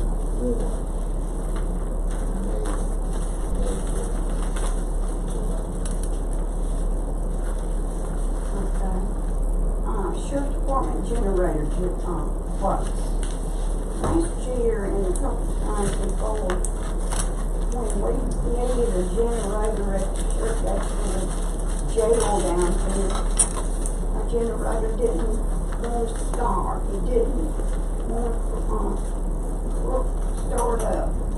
And so I think we need to replace it. I think it was about in the 90s or something. And we got two quotes for generators, one's for $39,000 and one's for $36,000. With the $36,000, that is the replacement type we have, and electricity will not have to be down at all. But with the $39,000, it's a different brand, and electricity would have to be off for 4 hours. That means that we'd like to replace the generator. Do you want to have to be down 4 hours before you can crank it? Is that what you're saying? No, we don't. We want to go with the type we got. Right. The old one. I mean, you don't want to have people in the. No, we did not want them in our pot for 4 hours. So we want to go with the lesser bid, that is replacing the one we have, like 36. Motion for approval by Supervisor Miller, second by Supervisor Montgomery. In addition, question, all in favor? Motion carries 5-0. Also, we've got all of our sheriff vehicles that about ready to start coming in. And so I need to get some quotes for the lease purchase of the vehicle. I need a court order allowing me to obtain lease purchase quotes. Motion by Supervisor Montgomery, second by Supervisor Trainer, all in favor? Aye. Motion carries 5-0. We had talked at our work session about moving forward with Civic Plus for the redesign of our website. And I have the contract here to be signed, and we go order with it if that's what the board still wants to do. That seems to be the best one that Motion to move got some forward. information on. Motion by Supervisor Trainer, second by Supervisor Montgomery, that we move forward with Civic Plus as a contract for web design. All in favor? Motion carries. On that, can I just say that when you Google like Tillahaw County, they can do things to make it where you find that website really quickly. We need to make sure that they do that, because I know sometimes it's even hard to find what you're looking for. Either find the website, find the numbers and stuff when you Google like Tillahaw County. So we need to make sure whatever they need to do to make that up. The good thing about Civic Plus is I think most counties and most municipalities use Civic Plus. And, it will be, the web page will be on Civic Plus server. Okay. Which is gonna make that better. It was a super good, presentation done out of Mississippi State. Right. Showing us this website, and it's gonna address all of our issues. It really is. It's the Cadillac website. I apologize to the board. I wanna back up a little bit. I was sort of looking over this generator deal, and the one for the lowest bid says that's not including removal of the old generator. The other one said, the other bid, Security Solutions. They will, but remove it at no charge. Who will? The older people, but I'm Okay, not but real sure. it actually states in the sure bid. that we want it removed. Because apparently it's got some stuff in there that's of value that we might can sell separate. It's got a car engine. Okay, so do we want to remove or do we not? I'm do not just want it stating, removed. I was going by what they actually got in the contract. We do This not does want it not removed. include removal. We do not want it removed. Okay, alright. I just, so, what are we gonna do with it? What are we gonna move it to? I mean, We can sell it. We can sell it as opposed to having it removed. You load it on a flatbed truck and get $1,000. Exactly.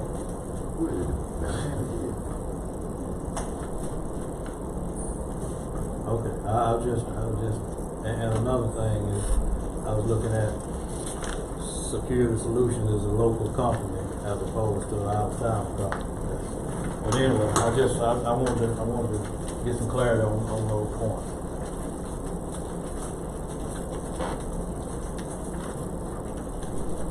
Thanks, Supervisor Howard.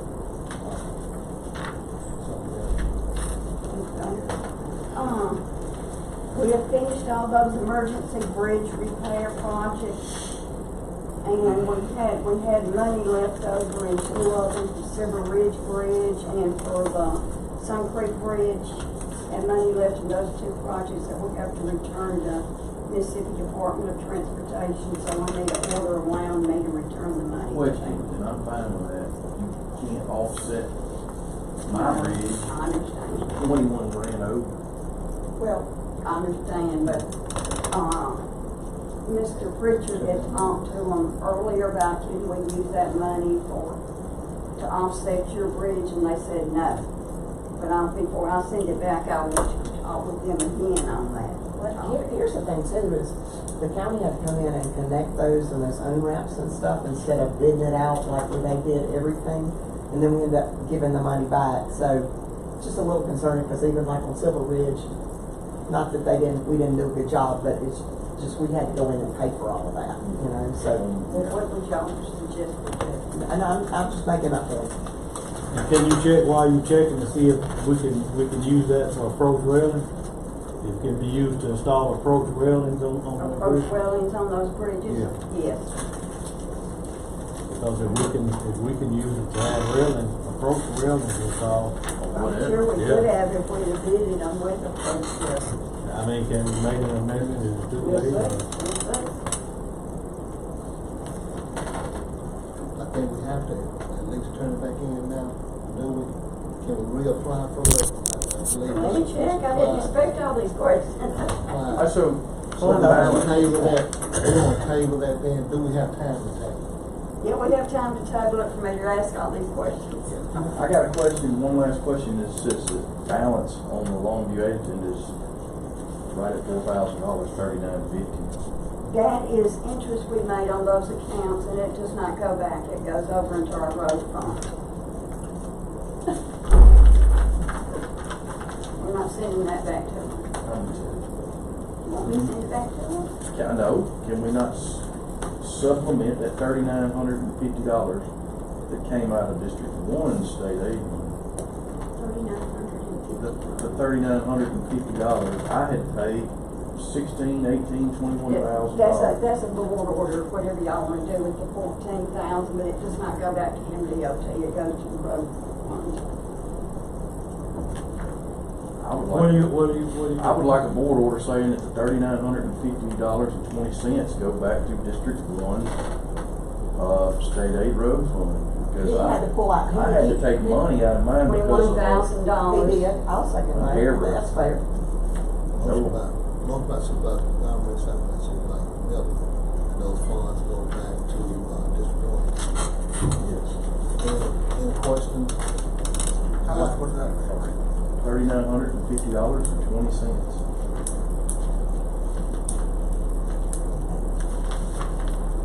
All in favor? Motion carries 5-0. Ms. Elmer, you said that was some interest? Yeah, you got this in your packet? Yeah, that's. Okay, yeah. That's the second. Yeah, that is what was the money that was given to us for the road, for the bridge projects. While it's set in the bank, it earned interest. Now, that we're not sending the interest for back. Okay. You want this off Sun Creek? Yeah, I do. Let's go ahead and do Sun Creek. What about mine? Don't you want that? Yeah, I'd like to have mine too. So, you wanna make that motion? Yeah. Well, yeah, just change the board order for all of it to go Yeah. back to the districts. I'll make that motion. Can we amend yours? We have to Sure. add it to your 4-year road plan and not. That'll be fine. Yeah. Okay. How about that? Thank you, John. Yes, sir. I'll second. Thank you, John Morrell. Oh, yeah, thank you. Yeah, we can add it to your 4-year road plan money. Okay, that leads me to another question. It's sort of off topic. Our COVID relief funds, I know there's stipulations on what we can do with that money. But if we put it in the bank and draw interest, is it stipulations on the interest that it draws? No. The county gets the interest money. Okay, so we there's some stipulations Whatever on interest this. it earns is ours. And that's a good thing for all. We leave it in there, let it. Yeah. That's where I wish county governments and government period could get, is to be able to, and we had that meeting, and I don't want to get in the weeds on it, but to operate a little bit differently, is just like me and you, or everyone here at this table, if you want a house, if you want that car, if you want that piece of equipment, you save for it, you put money back for it, you sacrifice for it, and in the end, you get it for however you get it. Same way with government, is I wish we had a mechanism that you could pinpoint a project that yes, you are on the hook for doing, but the mechanism is we're going to save for it. That's local government, state government, and our federal government. Because we all see when you have to spend money everywhere, where it leads all the way, we could go forever on the federal level. That's why we're upside down as a country. Okay. And John, if you could control the cost, I mean, that's almost living in a dream. If you can control the cost, that's great. But we can't control the cost. I get it. Time value of money. Time value money. I mean, if you could control the cost and save for 20 years and get something, that's fine. I can't I would love that. I can't control the cost. I wish we could control the mechanism of government to be able to operate differently. And we're getting way off in the weeds here. And I think from a local, state, and a national level, I know in my heart we'd be better off. I think maybe we need a motion to table the transfer of the emergency bridge repair fund. We didn't get a motion on that. No, we're gonna see if I can I'm gonna talk to them about approach railing and everything, see if we can use it for other things. But then, I'll come back with you, see if we can, then we can do that to transfer it at that point. To the respective districts. So we don't need that motion yet. Next item is the budget amendment for the road department. In order to, add that to the budget, it's where the truck was wrecked in Columbus. Is that the new dump truck that was wrecked on Yes, the Self-Creek Road or what? I was the one that was wrecked over on, Lindbergh in Columbus. Did the one in Self Creek make it through or not? Self-Creek. Or wherever it was, out there on that gravel road? Oh, that, we, Yeah. some of the one that Yeah, out in yeah. Rockville. Yeah. Yeah. That was always a process. Yeah, they had That's when you saw it happening. Yeah. It didn't been the accidents or anything? Okay. Make a motion. Motion by Supervisor Miller, second by Supervisor, Montgomery, that we make that transfer. Is it an amount or just what you want? 41,000 insurance. 41,112. You got it. Everybody try to keep up with it. All in favor? Motion carries, 5-0. Okay. What I had mentioned earlier, and I think I put a copy in your packet about the bid results that we received for soil cementing that we bid out, answered last week, I think. Our result, John's got it. I don't have a copy. Our result, low bid on that was $105,000, and it was from, Site Masters. Our normal vendors didn't even bid this time. I was told that the vendors cannot get the suppliers to give them, cost for the product beyond 30 days, so that they were not prepared to bid it this time, because they don't know what they're gonna have to pay for it. And this, I'm gonna, if we go move forward with just one bid, I'm gonna be a no, because I'd like to see multiple bids on this. It's gone up tremendously. And it's just, it's costing us more to, it's gone up the last 2 years. Yeah, but this one is just way out. It's how much higher? What was it last year? 60-something thousand. 60,000 is 105. And this is the vendor that, Yeah. this is They've not done our work regular for. vendor. This was put out for bid. Yes, it was put out for bid. But didn't anybody else bid on No, it? Well, they did.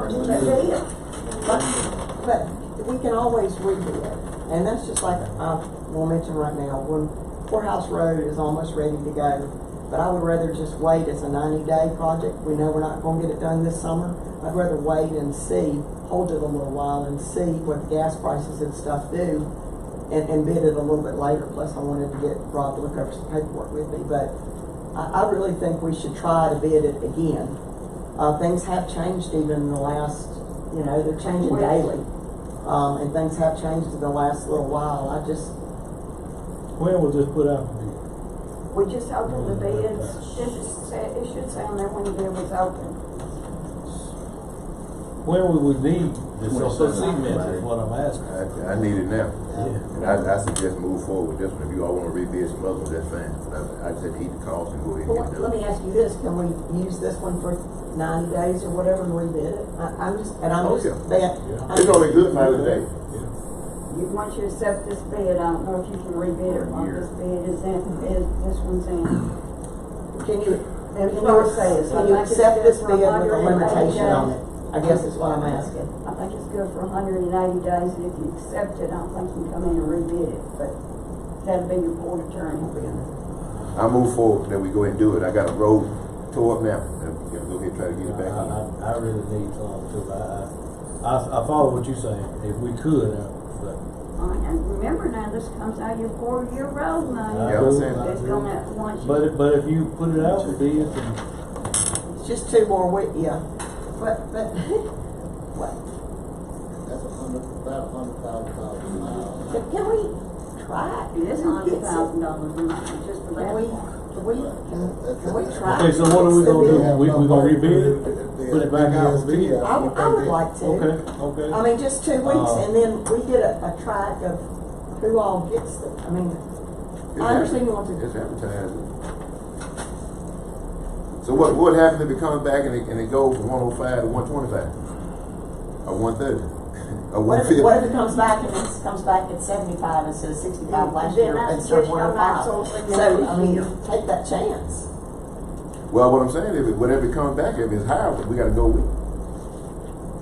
We Or understand. not do the project. See, you don't have a project that's pending. You ain't got nobody calling down your throat I do about a know. road that's I have approved. lots of projects. No, they don't call you and John like they call us. True. No, they don't. No, they just Y'all, made when the last time y'all had some constituents come up into the board and fuss about a road? I don't think we nobody had just had one that was since I've been on this today. board. Well, We got rid of free. All I gotta say is From long. 180 days or something, if we take it, we can't go with another. You gotta go with, bidder than right, you gotta that. stay, Can we, you're contracted with them. I mean, so I suggest we, How long the process will take to rebid? 3 weeks. And it's gonna rain the next 2 weeks, guys. 2 weeks. We have to advertise for 2 weeks and then 15 days for the second bid. I'm like Orlando. So if we put this back out for bids, and then they don't want to bid again, but it's increased, then what do we do? We'll cross that bridge when we get there, but what if it comes back Okay. and you have multiple, They the economy's changed. Let And me then too now, make in all in fairness, I know this don't make a difference now, but now we just slapped site masters twice too on some stuff. You know, we took Blackjack Road from them. We did that now. So in all fairness, I would say, because they had the lowest bid on Blackjack Road, but we gave it to Burns. Burns was high, you remember, right? And we gave it to Burns because of what? Because we felt like the quality of the work. So what I'm saying, they submitted the bid here, and I believe they can do the work. Let's move forward with it. The engineer's suggestion was to, rebid it, but if y'all want to accept it, you accept it. Okay, so he suggested we rebid it. Yeah.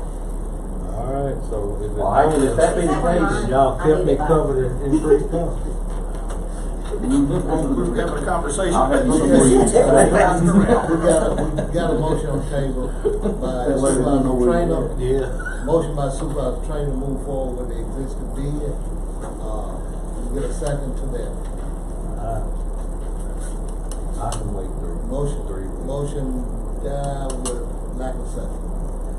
We have another Our bid, engineer said we have rebid it. another motion in relation to, the bid coming from company that we have. Rebid the missile, I was gonna say though, Miss Emily, if that be the case, then our engineer needs to get on the phone, get everybody he can to be, everybody possible, because again, we don't know what I understand. they're saying has happened. Miscellaneous and road work rebid.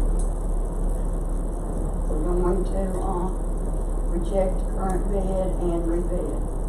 Okay, that's a motion coming from Supervisor Montgomery, second by Supervisor Miller. All in favor? Ms. Garrett, on that, Carries five. is that for the end stabilizer or just for soil cement? What about the other, the enzyme and other stuff that we use now? Like, What's on that sheet, I mean, there was something else that they bid on too. they bid it on, the milling part, Yeah, the milling, asphalt. basically the milling was 60 a mile. You take that. Yeah, that's what I was talking about. I think we need to rebid the whole thing. I know we talked about soil cement because it's gone up from 65 Yeah, per mile, reject all 65,000 to bids and rebid all of 105,000. it. But I think while it's out there, we need to rebid them all. You made the motion though. Yeah. I'm wondering what's driving the increased cost and if that's gonna change Well, anytime. that's just like they're saying, you could get a 2x4 several months ago for $2 and That's that's exactly $14. Yeah, but Same deal, but this is coming in. But things are coming back down if you've been watching. I have, because I had to replace something. So, there was no way around it. Before the other day, 12-foot long cost me And $117. so it's the same theory. It's all to do with the material cost. It's the material cost. Well, can we adjust the language in the bid to include the other stabilizers also? Well, I meant for it all. For all Plus the other stabilizers. Soil cement, ash, The material, I guess, do we know how much the material is gonna cost? Ms. Miller was recommending? $37 a ton, I think, delivered.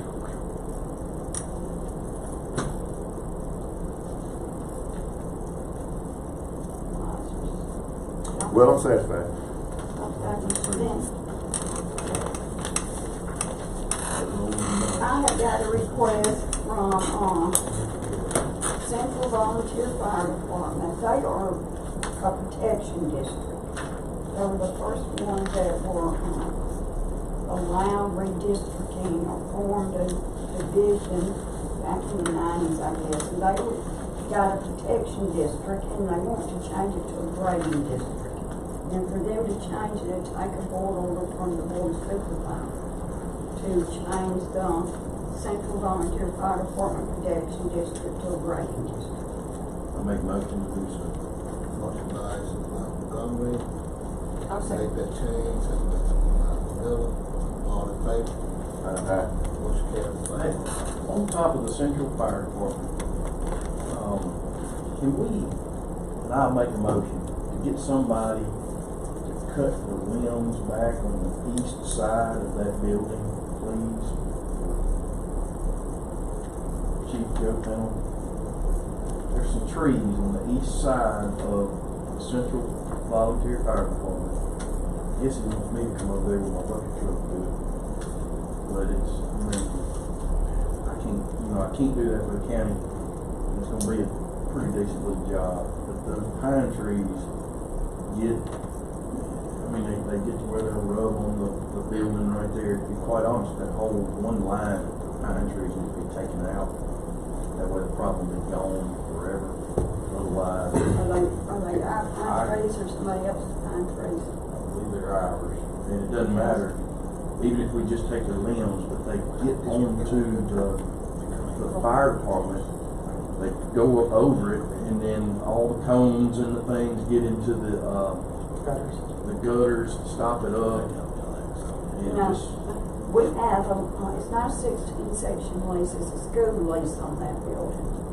And I thought it was still active. We got it in 2014, 15. We renewed it for the first time since I was here in 2014, 15. And had to send all of our leases to the auditors that they were checking. And I was real glad I had that lease. And they sent it back and let me know that that lease was expired. So I've had to contact the school to get that lease renewed and extended. They only did it for 5 years this time. It was expired, and it's not a 16 section lease. Now they have allowed us to maybe use some trees and maybe cut some trees. So this might be a question I need to ask them about that. yeah, it needs to happen, because every time I love Mr. Fennell to death, Chief Fennell, every time I see him, he's on the Okay. Can we authorize collection of some quotes to see exactly how much that's That's why I gonna made a cost? motion to look at removing that off the east side of the Central Volunteer Fire Department. And it'll save us money in the long run, because like I said, it clogs the gutters up, it rots the gutters out. They've had to do work on them. Yeah, but in the project. That we remove those trees. Get quotes. Get quotes. Get quotes. Move trees or take limbs back, whichever is easiest, best, whatever. Move trees and take limbs back. I can't do it. Second by Supervisor Miller. Second by Supervisor Trainer, second by Supervisor Trainer. All in favor? Motion carries 5-0. Next thing I have is payment of credit card charges in the amount of $408.76. Move we pay credit card. Charged by Supervisor Howard, second by Supervisor Miller. Pay the credit card. All in favor? Motion carries 5-0. Last thing I have is the claims docket. That claim number 3807 through 3261. Bills? Yes, sir. Motion we pay bills. Motion by Supervisor Trainer, second by Supervisor Howard, second by Supervisor Howard. Any questions? All All in favor? Yeah. Raise your hand, please. All in favor, or all opposed? Okay. 4-1, 4 remain.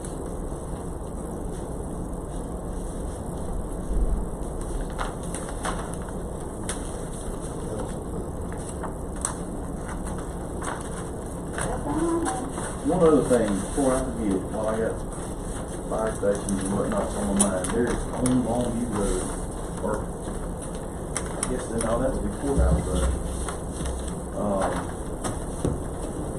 Between,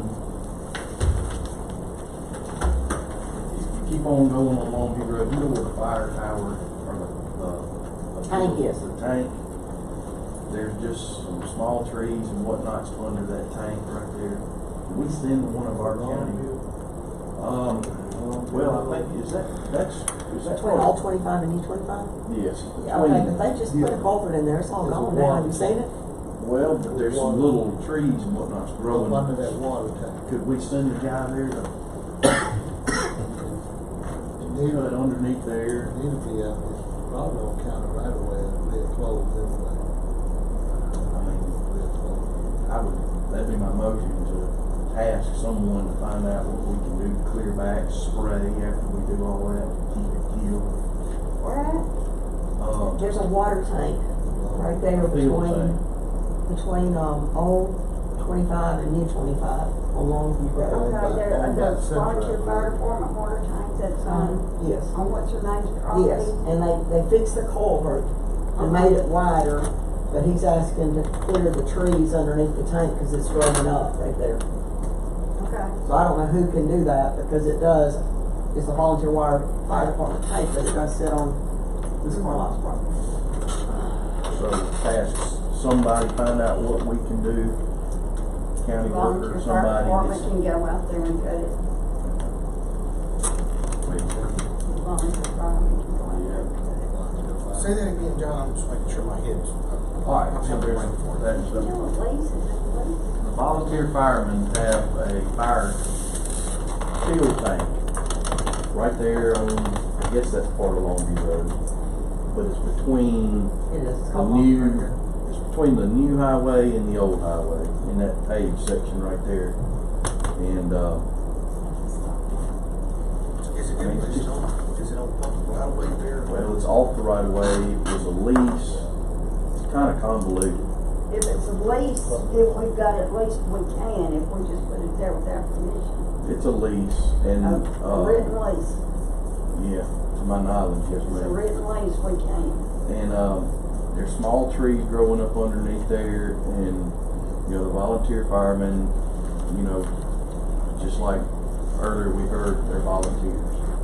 So no one wants to go out there with a chainsaw, either in the winter when it's hot and there's snakes under there. Nobody wants to do that. Everybody wants to fight fire, right? But that right there is really vital. My district, even this, you can help the city. Just a centrally located field tank right there.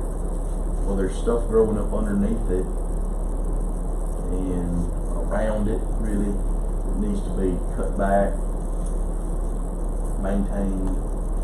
So Yeah, I think that's my board order is if we could task someone from our road department to do that. Second motion.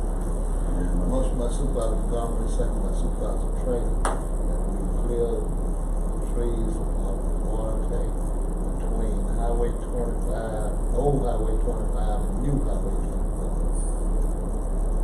All in favor? Motion carries 5. Okay, before we go to the board attorney, I don't know whether or not our tax assessors in to address the board, and do you? Yes, I would like to address the board. I guess he's right there sitting here. Good morning. Good morning. Good morning. He's always welcome. Had enough fun this morning? I'm tired now. I was here 2 weeks ago, and there's a couple of board members wasn't here, so I'm not sure I made everything clear as mud. We got a new city interlocal contract between the county and the city on the tax collection. The one we've been operating under, this kite sign back in 2004. Just to give you a little brief history. She took $8,946 per year collecting the city start for taxes. $25,000 was allocated to the office. She gave some employees some raises after that. 2 weeks before I was elected back in 2011, she called me and told me, she said, I think you're going to be the next tax assessor collector here in Octaville County. Said, if so, the first thing you need to do is renegotiate that contract. I tried and failed. She said, the money amount's not right. What you'll be getting, she said, I didn't know what to put down at the time. But anyway, that's water under the bridge. Now we've got a new contract. It went from $50,000 a year to $60,000. From 25 from my office to 30,000. And the other 30,000 going into the general fund of the county. In the past, I don't mean to cut you off. No, go ahead. In the past, the 25 went to pay the employees. About 12,000 something went to pay the employees. And about 89.46 came from this past, and it's come to me all these for the past 9.5 years. All right, so if that was when it was 50, correct? That was when it was 50. That was back in 2004 when these numbers were set, 17 years ago. Okay? But what of that 50 went into the general fund? 25. It was 50,000 total. 25,000 was allocated to the tax collector. 25 went to the general fund. Now it's been increased to 30,000 to the tax collector, 30,000 to the general fund. Okay. All of those employees that got a raise, they were either retired, died, with the exception of Miss Cubon back there. She's the only one still working here. She got a 35 cents an hour raise out of it. And researching and doing all of this, looking at my budget, there's been $5,000 allocated towards me that I hadn't been getting. It's been rolled over back to the county every year. You're saying the 5,000 should have went toward your salary? Well, I'm just asking. Yeah. You've gone from 25 to 30. No. We're still in the old budget. We're still in $50,000 from 2004 through now, which will go through the end of September. I'm just saying in the manager. Hold on, I got some printouts. So of that 25,000 that came to your office, 5,000 of it should have went toward the tax assessors. Well, it's in my budget. Okay. No, what the problem is part of his salary that, he mentioned this to me the other day, part of his salary that's being paid out of the reappraisal fund should have actually been paid out of the general county fund. That takes care of that. It's getting, Yeah. Okay, so. Yeah, Pat Kite was getting $291.66 out of the reappraisal fund, where Alan's getting $1,208.33 out of the reappraisal fund. So basically, that's the problem. I think Some of his salary is supposed to be, more of his salary is supposed to be coming out of the general county fund. I think it's been going on since I've been here. I'll pass this around. Of this line item in my budget right now, this is a new one that I had to fill out. It's $28,950. I'm getting $1995.49. Yearly total $23,945. Been turning in $5,004 every year back to the general fund. You like to pass it around. The rub with me, I've been under this contract with Miss Pat Kite. The auditors come in here, state auditors came in here back in 13. they told me, the lady told me, said, Alan, if you don't get a contract with your name, then we're gonna make you pay this money back. I said, do you mind telling Mr. Posey, who was the county administrator at the time? She said, I don't mind a bit. So we set up a meeting, she told him the same thing. A few weeks later, just like it never happened. That was the end of it. But anyway, what I'm here for today, the money's got to be allocated. The board determined how it's allocated. October 1, I got $30,000 coming. When you look at these other counties, I talked to the tax assessor collector in Union County. And her dear husband was a good friend of mine. He was tax collector. Me and him took office the same time. He died of cancer a few years ago. She's been there ever since. But Randy was getting $20,000 designated by the county board from a previous tax collector. The contract was signed in 2008. Smaller county, of course, they got Toyota now. Didn't have a Toyota at the time. Yazoo County, good friend of mine. He retired a couple of years ago. Yazoo County, another similar county to Ottavio County. It's split. You got an assessor, you got a collector, paying two salaries, two different people. My friend was getting $17,000 a year as collector. The assessor was getting $12,000. If you add them two numbers up, that's $29,000 between the two. Okay, that's two similar counties. Now I've talked to Greg Andrews in Lowndes County. Lowndes is quite a bit bigger than Ottavio. He's somewhere in the 40s on the old contract. I think they signed a new contract. Excuse me. I think Lowndes County signed a new contract within the last year or so because it was on TV. I don't know what the new numbers are. Don't really care. Bigger county. Lee County, tax collector gets $30,000 a year. The assessor gets $20,000. You add them up, $50,000. Still a lot bigger county than us. So I don't want to count. Union County, Yazoo, even Monroe. If you want to look at Monroe County, it's a split county. You got an assessor, you got a collector. They both get $10,000 apiece, total $20,000. What I'm asking the board to look at these numbers. What I got today is facts. I can back it up. And if you look in the law, it says a reasonable amount shall be paid to the tax assessor, collector, or both. Whether it's the same, whether you got both offices or just one office. There's been an attorney general opinion on this. Look at my notes here. Got a word on the floor. In the AG's opinion, it says a reasonable additional compensation for the duties involved.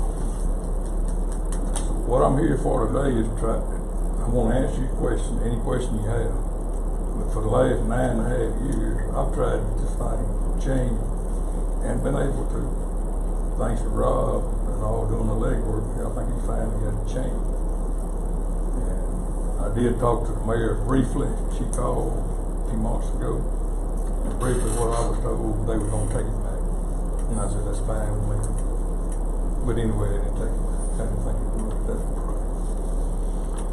Well, I can assure you, 8946, when you collecting, we done collected over $7 million already this year for the city of Starkville. I take the money to the bank every day.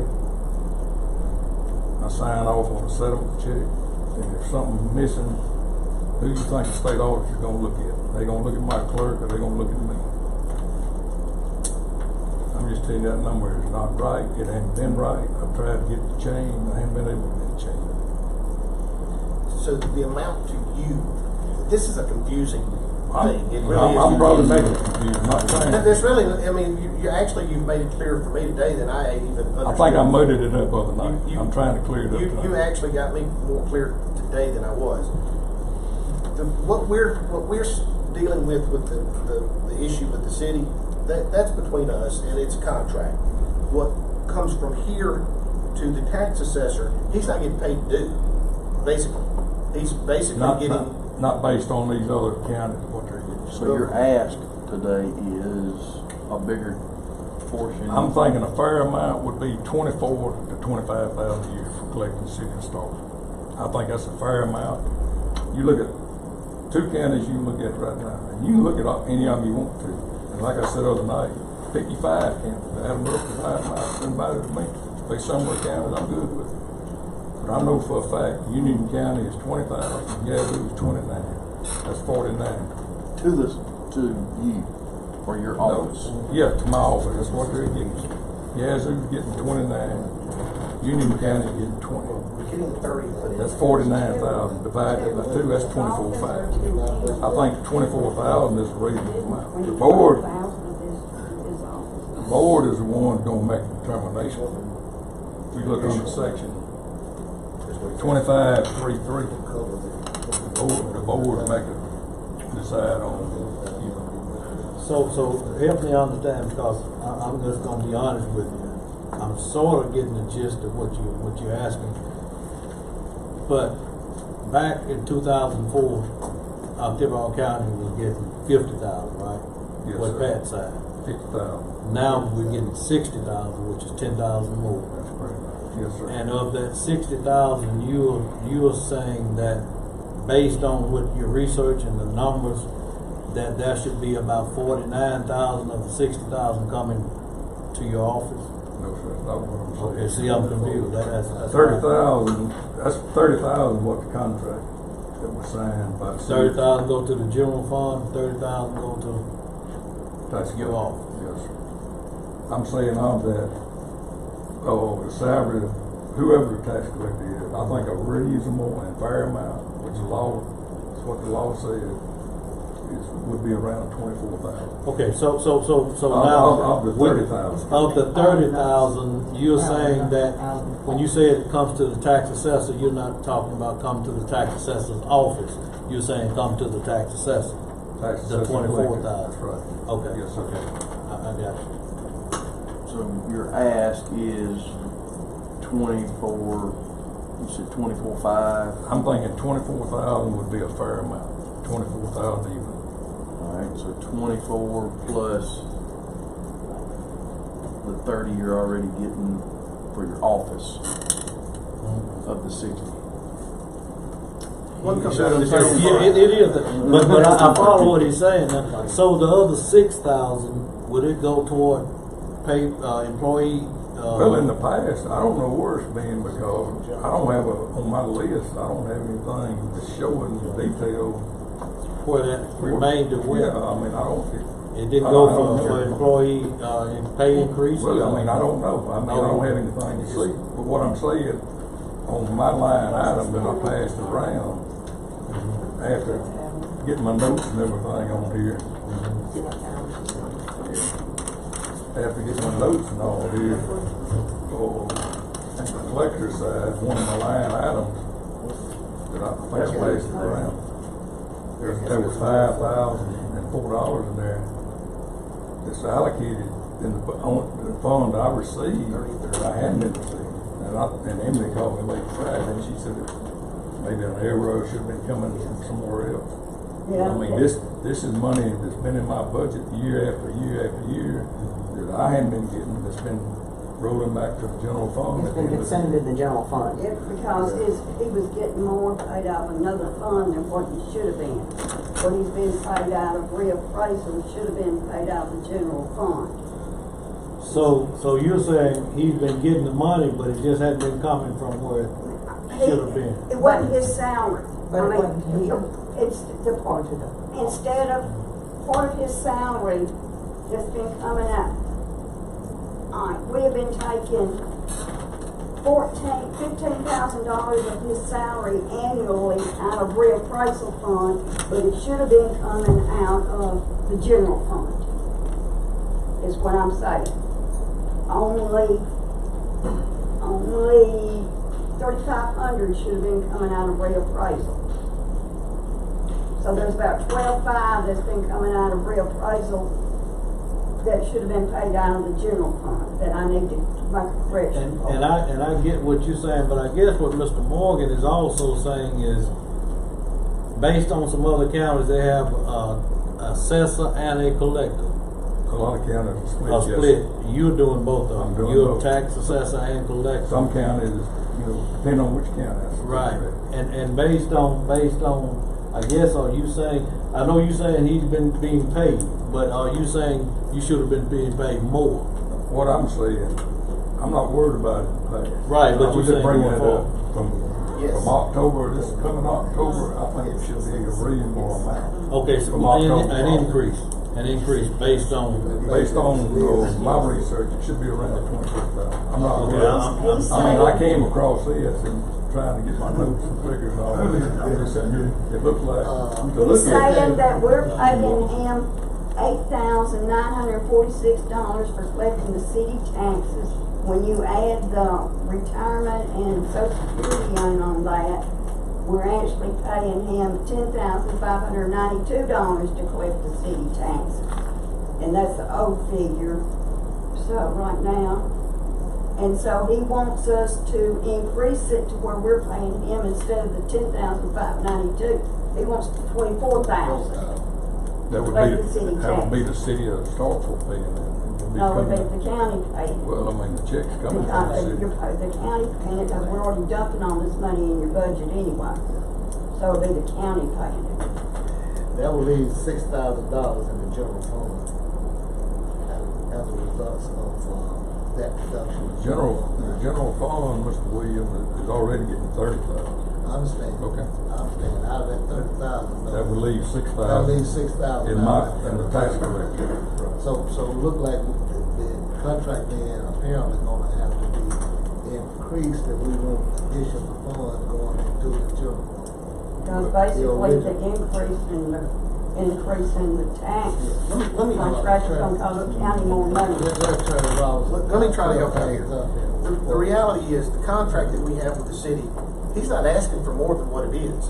No.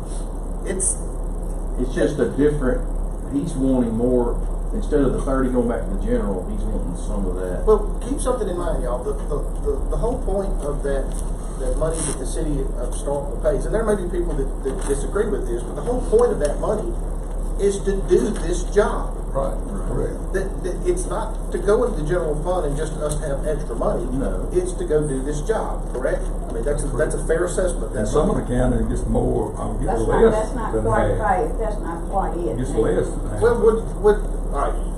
What would be a fair way to say it? Because the contract we are doing, and I'm not saying it's a fair contract. That's not what I'm saying. I'm saying it is what it is. Just a contract. The contract is what it is.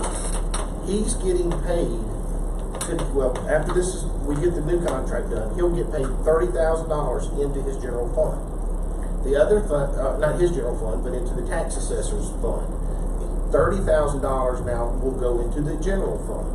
So of that contract, now are there other monies I guess we're paying out of the general fund for the tax assessor's office, is what you're saying? Yeah, the $30,000 we get goes into to fund his budget. It goes into pot to fund his budget, and then the other money from the contract that he gets goes to just fund his staff's salary and his salary. And basically, what he's wanting is a $14,000 increase out of the 10,000 that's been increased to his budget. No, 5,000 that's been increased to his budget. Sort of what we're arguing over is it, well, not arguing, but this is, the city is saying, listen, we're gonna negotiate, we've gotta have our taxes collected. We're gonna negotiate a contract. We'll pay the county $60,000 to collect our taxes. The county says, okay, we'll sign that. Tax assessor's office, what will you have to cover your cost or cover your efforts to collect this? Well, I'll do it for $30,000. Okay, good deal. City, pay us $60,000. County, you get $30,000. You get $60,000. Now you're saying your $30,000. He basically has negotiated with the county. The county and the tax assessor's office has come to an agreement that says the tax assessor's office will get $30,000 of that $60,000. He's saying of his $30,000, he won't be able to We're wanting an additional, each wanted an additional 14,000. Out of the 30 that the county is getting. Keep in mind, this Okay. a regional contract was signed in 2004. Okay, Pat agreed to it, and that's the way she did it, that's fine. She called me, like I said, 2 weeks prior to me being elected. She said, Alan, it's not right, you need to get that first order of business of what you need to do to get that contract. Well, here we are, right 10 years later. So instead of the county getting 30,000 and now, general fund now, you saying you want to get 44,000 for tax assessors and then the county get the remainder of that? I'm getting 89.46. What I'm getting Plus, now. plus you're getting, plus retirement and social security. Miss Emily, that's the same case on all these counties. They pay their employees retirement and all that They too. might have it added in too. But, They might what have I'm it saying added is in too. $24,000, what I think a fair compensation. I mean, we're talking about 17 years. I've been here 10 years and employees are getting 3% a raise every year. Well, that's 10 years, that's 30%. And I'm not begrudging that, they all deserve that. Of course, as elected official, my salary is set by statute. I've gotten one raise in 10 years, and that was by the legislature. Thanks for Rob, one of the legislature. But mine is set by assessment. My base salary is set by assessment. I'm in the threshold between 250 million assessment and 500 million. My salary stays the same unless Octagon County goes over 500 million, which it will one day. It won't earn in my time, but it will. It'll go over that. But mine stays the same. But the legislature upped it up. January 1 of 2020, my base salary went from $56,000 to $58,800, $2,800 increase in 10 years. Okay, I believe that Attorney Roberts has come back to the board for a recommendation. You and Attorney Roberts have been working through this. Well, we talked about it the other night. Other than that, I think Mr. Robertson, he worked with the city and getting the contract. The contract's already signed. It's already a done deal. Basically, what we got to decide, the board's got to decide what my compensation is going to be for doing the job, for being responsible for this. And let me ask you this, Mr. Moore, and I'm following you. It's based on, other counties and ones with split responsibilities, assessors. But what about your office employees? Are they, it takes them to help you collect that, right? It does. So your office employees, are they factored in here anywhere or any way with this? Here's the deal now. We got tax collector school we can send them to, and that gives them $2,000. We got 3 of them, 2,000, 2,000, 2,500. And I try to sort them out at a reasonable amount. I do not have anything factored in for the employees. Okay, at this time. Now, when I get a chance to send them to school, if they deserve to go to school, I'll send them to school if they want to go. Sometimes they don't want to go. The fact they can earn $2,000 now, whether it's on the appraisal side or whether it's on the collector side, they can get $2,000 for a week's school, provided they pass the test. I think I got 2 that went this year. Several of them I got has already been to 1 or 2 schools, and provided they go through the certifications every year, that money comes back. And I will say that he's come to the board before asking for increases for his employees. I do know that he's done that before, just like at different times. So I think I have seen him do that. Yeah. I have it in the file. Every employee, I got a file on them. Anytime I've done a raise for them, whether it be a school or if they just went above and beyond the extra call of duty, just excelling, whatever, I'll do a change order and send it to the board. Of course, they won't get it, and I always tell them, the board's got to approve this, and we've all been very generous and always have. I don't think there's ever been one yet. You do Yes, realize that 14,000 will be transferred, and you will not receive that 14,000 because it'll be incorporated into 24,000 for reappraisal. I think it'll be 14,000 for reappraisal. I guess that's a question for Ms. Emily. You're talking about the amount. You will get paid. You will still get paid that amount. You will get paid out of a different line item. Different line item. You're talking about in the past we've been. Right, in the past. So that'll be corrected. Yeah, that 14,000 be corrected, so. See, I don't have any trouble with the past, you know, just coming across here, looking at it. I think we need to consider his request.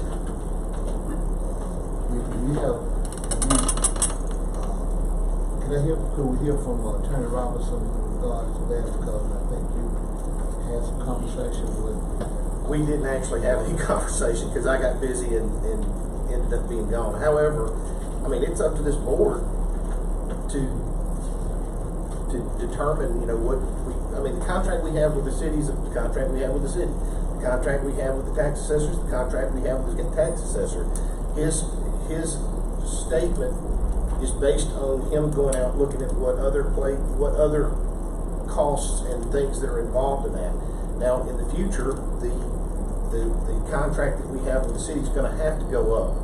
Not necessarily because of what he's asking for, but because appraisals have gone up. One of the things that I'm going to have to research over the next contract basis is to even find out, this is so convoluted, and I know that it really isn't, but it can be, because you're talking about a lot of different bits and pieces that are moving. In this situation, the question for this board is, based on the information he's given us, other tax assessors are being paid at least $14,000 more, $14,000 to $20,000 more than what he's currently getting paid to do the same work. Now, regardless of how he was being paid in the past, that's kind of irrelevant. He's talking about moving forward from here, whether or not, and honestly, I don't know that he's necessarily setting this up for himself. I don't know. You may want to run another 4 years, you may not want to run another 4 years, but I think the whole intent here is to make certain that this gets straightened out so that it's set up the way it should be. Because we're actually have to transfer. It's a good time to do it. We're actually moving some funds that he was being paid, but it was just being paid out of the wrong fund.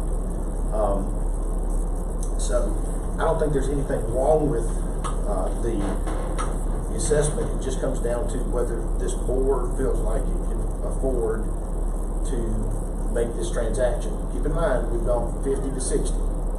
He's actually, I think he's asking $14,000, be $4,000 difference, considering the fact that I got a $10,000 increase.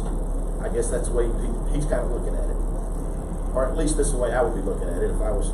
So the mechanism. Well, you got a $5,000 increase that would go to his office. Now you say 14, if we're talking about 24,000, you're talking about 15, I believe. Okay. It's 89.46, what it is. Whatever the number is, the goodness knows it does get confusing.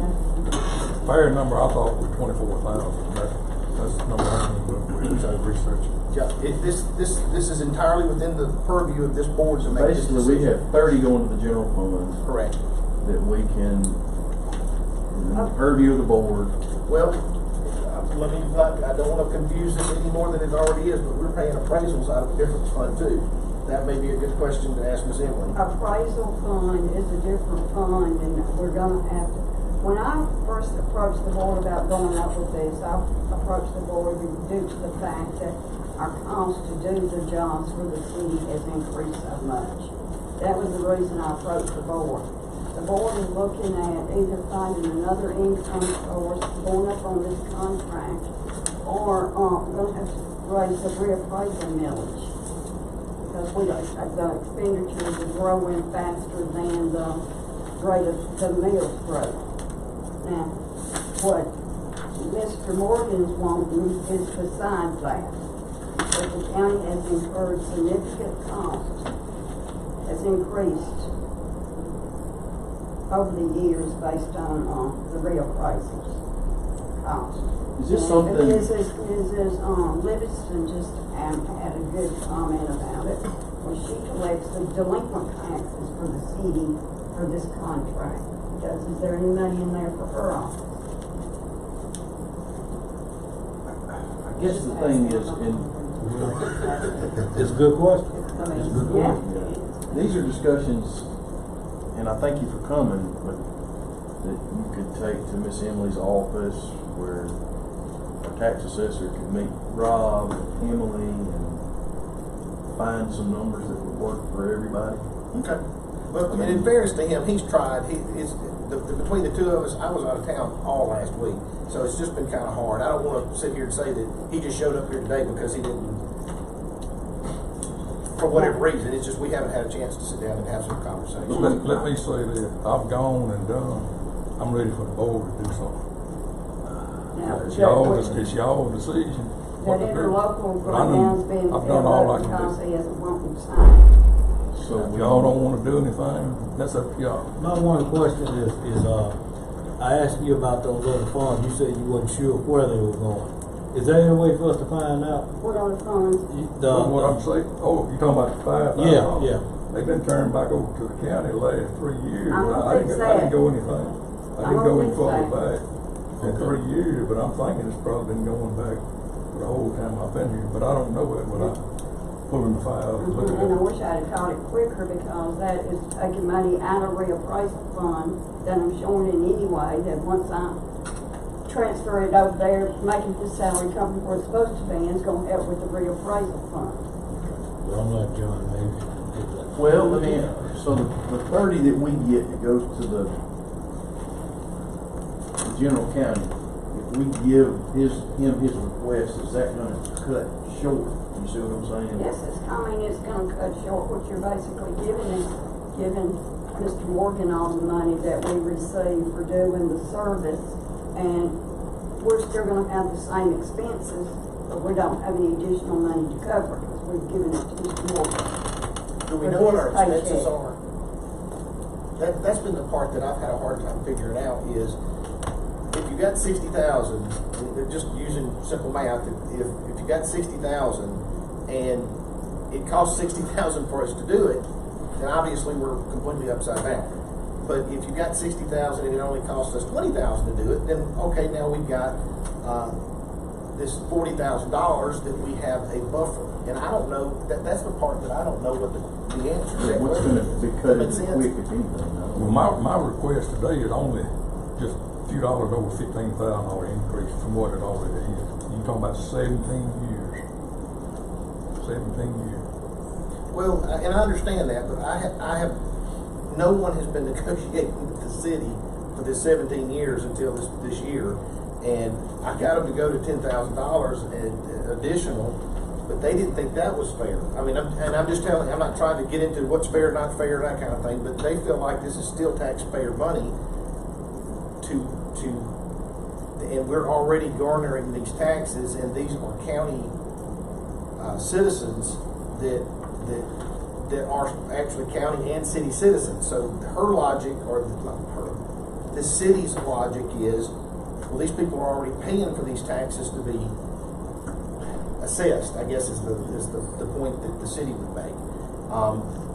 But you gotta have an office that mails out, keeps up, logs in. True, but the city they would say that a pre-existing office that's already doing the tax assessing for the county, how much difference could that be? How much more could that be? My argument to them at that time was, we've had a lot of costs that have gone up since then, and we're not trying to make money out of this. I'm certainly not trying to make any money, but I still think that, and I don't have proof of this because I don't know what our appraisal value is, how much it's costing us to get each appraisal done. But $60,000 is probably less than it's costing. It's probably less money than it's actually costing us to do the service. I think that'd probably be a fair assessment. Now, Mr. Posey did go over there and try to get a new contract at one time while he was here, and the city's attorney got involved, basically told us, Say the wording. Well, are you statute required to collect it, or do you have to? If the city and the county reach a contract, I don't have any choice. Yeah, I know, but And I I'm don't saying. mind collecting. But if you read the statute, it said I shall be reasonably compensated for my services. That's on the state statute. And I agree with that. I do, Sharon. I mean, part of that contract is for you to collect delinquent taxes. That's involved in that contract. So are you being compensated for? So Rob, we got to factor that. And I know you saying, listen, you coming for Alan. Well, but there's another office involved in this contract too that needs to be. Because if Sheriff comes and say, well, listen, I need to be compensated. Mine's in the statute. Okay. Right here, if you want to read it. I understand. Right here. Well, can you budget? I'm not that kicking for the against you. office? Yes, Can sir. The office's budget, the office's budget for 30,000. Can you budget less for the office and put more in the general fund? Or does it have to be that way? 30,000 have to go to. I don't know about that. Let me say this. I've been here 9.5 years, Mr. Williams. When I got here, when we had the tax sale, they sold them to whoever. I started doing the overbid. And with the exception of last year, we let them do it on the internet because of COVID and another reason. The first 8 years, I put $750,000 in the county's general fund that the county never saw before I got here. Now, I ain't tooting my own whistle. That's fact. I can prove it. Over $750,000. What did I get for that? Nothing. I don't want nothing. I'm doing my job. But the county hadn't been getting that money all through the years. And I'm not casting a rock at nobody. But I don't know of anywhere I can cut. I just want to know whether or not it's necessary to have 30,000 going into the office budget. If it is, then we continue on with that 30,000 in the office budget, and then 30,000 in the general, budget. In my budget, it's not identified. I mean, if it's in there, I don't, it's not identified where it's coming from. I mean, it could be. And I just want it known that I'm not trying to stir I know. anything up. I'm just asking questions. But it's a legitimate question. Right. And if that's part of the contract, we need to view the whole contract. I'm not kicking against what Mr. Morgan brought to us, but during the conversation, it has been brought up that your office is part of this contract too, and it all needs to be. This is one that we can get a Why little bit did we of. not follow the statute from the beginning? I mean, the statute tells us to do that. Why have we not done that? That's a good question. Statute tells us to do what? To fund, When to the compensate. We do. When the state auditors come in here, and what they Not told, him directly. Yes, we do. what they've told us every time, when a new board comes in, when a new tax collector come in, when a new mayor come in, new alderman, the contract needs to be redone every time, because we got new people. You can't be bound by this contract legally. We'll be happy, Mr. Martin, would you feel uncomfortable if we didn't make a recommendation today? We have more time to study and how to incorporate the Livingston office in on that too. And then come back with a recommendation. Now we push for time. I understand. I got a doctor's appointment too. I hate for mine to get derailed on her. That's a separate That's deal. not what I'm wanting. I mean, this is something that I have fought for years trying to get this right. And nobody cares because they're not on this side of the fence. If they're on this side of the fence, it would be a whole different story. Well, I mean, to me, I kind of view it like these new trucks or things like that. The statute says you can have them, or you get compensated back for them. And that's kind of a choice the board makes. He's coming and saying, hey, the statute says I can be compensated for this, and all these other counties are getting compensated for this. So, and he's doing that. He's providing the service. His office is. But I don't want y'all to leave this table and not understand something. The statute says that he is to be paid reasonably. He's being paid. Now, to his point, what reasonable means, he doesn't think it's reasonable. To your point, or anyone else's point, you might think it's reasonable. I wish to goodness they would give us a, No. he would have a number here that would tell me what reasonable means as far as this is concerned. I don't think it's beyond the pale for him to be asking for an increase over 17. The fact is, it's been quite a few years. So I don't want it to sound like I'm derailing what he's saying, but he's being paid. The question is, should he be paid more? But a bigger question maybe for y'all is, can you afford to pay him more in the situation that we're in? Now, you've got $10,000 extra dollars that probably, this may not even be an issue next year. They may take it over themselves. I don't know what they're going to do. However, I hope for their sake they don't take it over, because it is, I believe it's cheaper for them to do it the way we're doing it. I really do. I believe it's cheaper for our whole tax base to do it the way we're doing it. That being said, y'all may want to look at this and give him an increase to the amount that you think you can afford to do it. And I don't know that you have all the information in But if front they of you. quit doing it next year, then the contract will be void anyway. Right. So the increase would be void. That's all. Well, we're talking about current. Talking about 1 year. Right. Beginning in Right. October. Right. But if we give him what he's asking for, I don't have a problem with that. The question is, what's the repercussion at the end? And when I say repercussion is, Your general fund is going to have less money. right, $4,000 less. Right. That's it. How you figure 4,000 less? Because we increased it by 10,000. We increase it, we only getting an increase of 10,000. Alright, five And we're more for gonna, we're already him. paying, we're gonna give him the 14,000 of the 10. That's 11,000 less. I get that. I And know so that. we're gonna be, where we were, our part was 25,000, now if we get 20. Okay, so with 20, what does that 20 do? I know it's in the general fund, but do we need it for reappraisals? Yes, we need to Need it. put some of the, my idea was to do was take the 10,000 and put it over in the reappraisal fund this year to help with the expenses for reappraisal that we pay in. That was initially, these two things were my initial response to going over there and trying to get this done. I didn't completely understand the original conversation that he and I had, gosh, 2 years ago, year and a half ago, whatever. Yes, I didn't honestly understand how all of this worked. So, and as you can tell from the conversation, there's some moving parts here. And so that's the part of it. So that 20 that we would have left, or whatever number that now we have 30, that money is needed. It funds the budget. We take all these monies that we collect each year, we put them in the pot, and we fund the departmental budgets.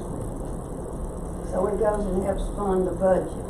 Except for reappraisal, we don't use that pot of money to fund reappraisal. We use 1 mil of tax dollars that we have on the fund reappraisal, which is getting where it's not gonna be enough. We're gonna have to raise the millage. But you're not having to subsidize it yet. I'm probably going to have to negotiate this again next We year. did, So we do what did y'all want to do, because I'm previously probably going to have be to doing that. subsidize it, but we're not having to subsidize it yet, but we're fixing to have to. At some point, Raisin didn't pay for itself at all on 1 mil, and all the salaries came out of general county. Mr. Yvonne and Mrs. Thompson. We get a motion from the board in relation to either give the raise or table for additional discussion. We do need a motion one way or the other. I don't want to derail, our tax assessor, Mr. Morgan, but I just don't think it's gonna be fair at all, and I know Sheriff didn't bring it up for this particular reason, but it's absolutely not gonna be fair if her office is included in this contract, and we don't compensate her office, or compensate her. I'm not saying derail Mr. Morgan, that's not what I'm saying. I don't know if you stated you've done all you can, I guess, as far as you and Miss Emily talking, I guess that's plain. But Sheriff plays a part in this, her office plays a part in this. and through no fault of her own, during this conversation, it was brought out, so I just don't. What does your statute say about it? And I haven't looked at it either. This was all. Would you be okay then? Let No, us I mean, if the statute look says at the whole of We're it. gonna do something. Come up with something that's agreeable for everyone. I mean, I just have to. And At what point in time, I'm done talking, I mean. give us till next board meeting. I mean, Yeah. just let us, Okay, sure. let us have some conversation, get a little bird's eye view of this, where it works for everyone. And I promise you, you'll come up with something. Next board meeting, the night meeting. Are y'all okay with that? Between now and then, let's try to hammer this out.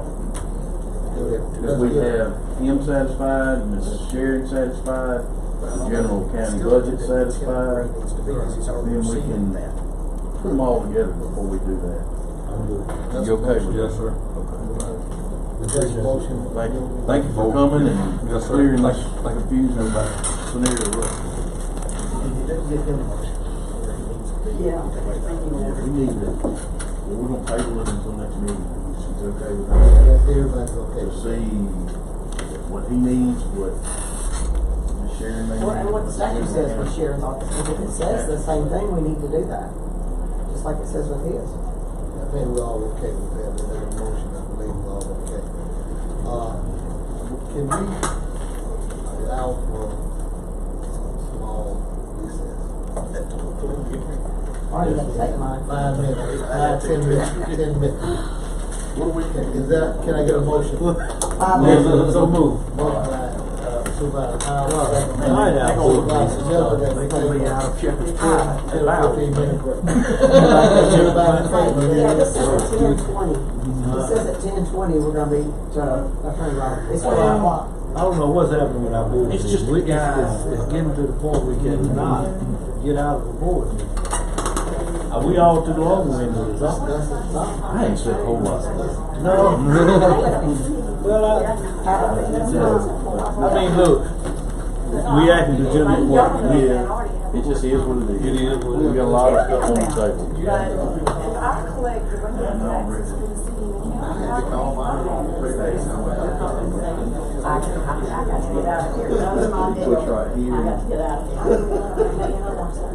That was my deal. Oh my God. It's not that my father's law.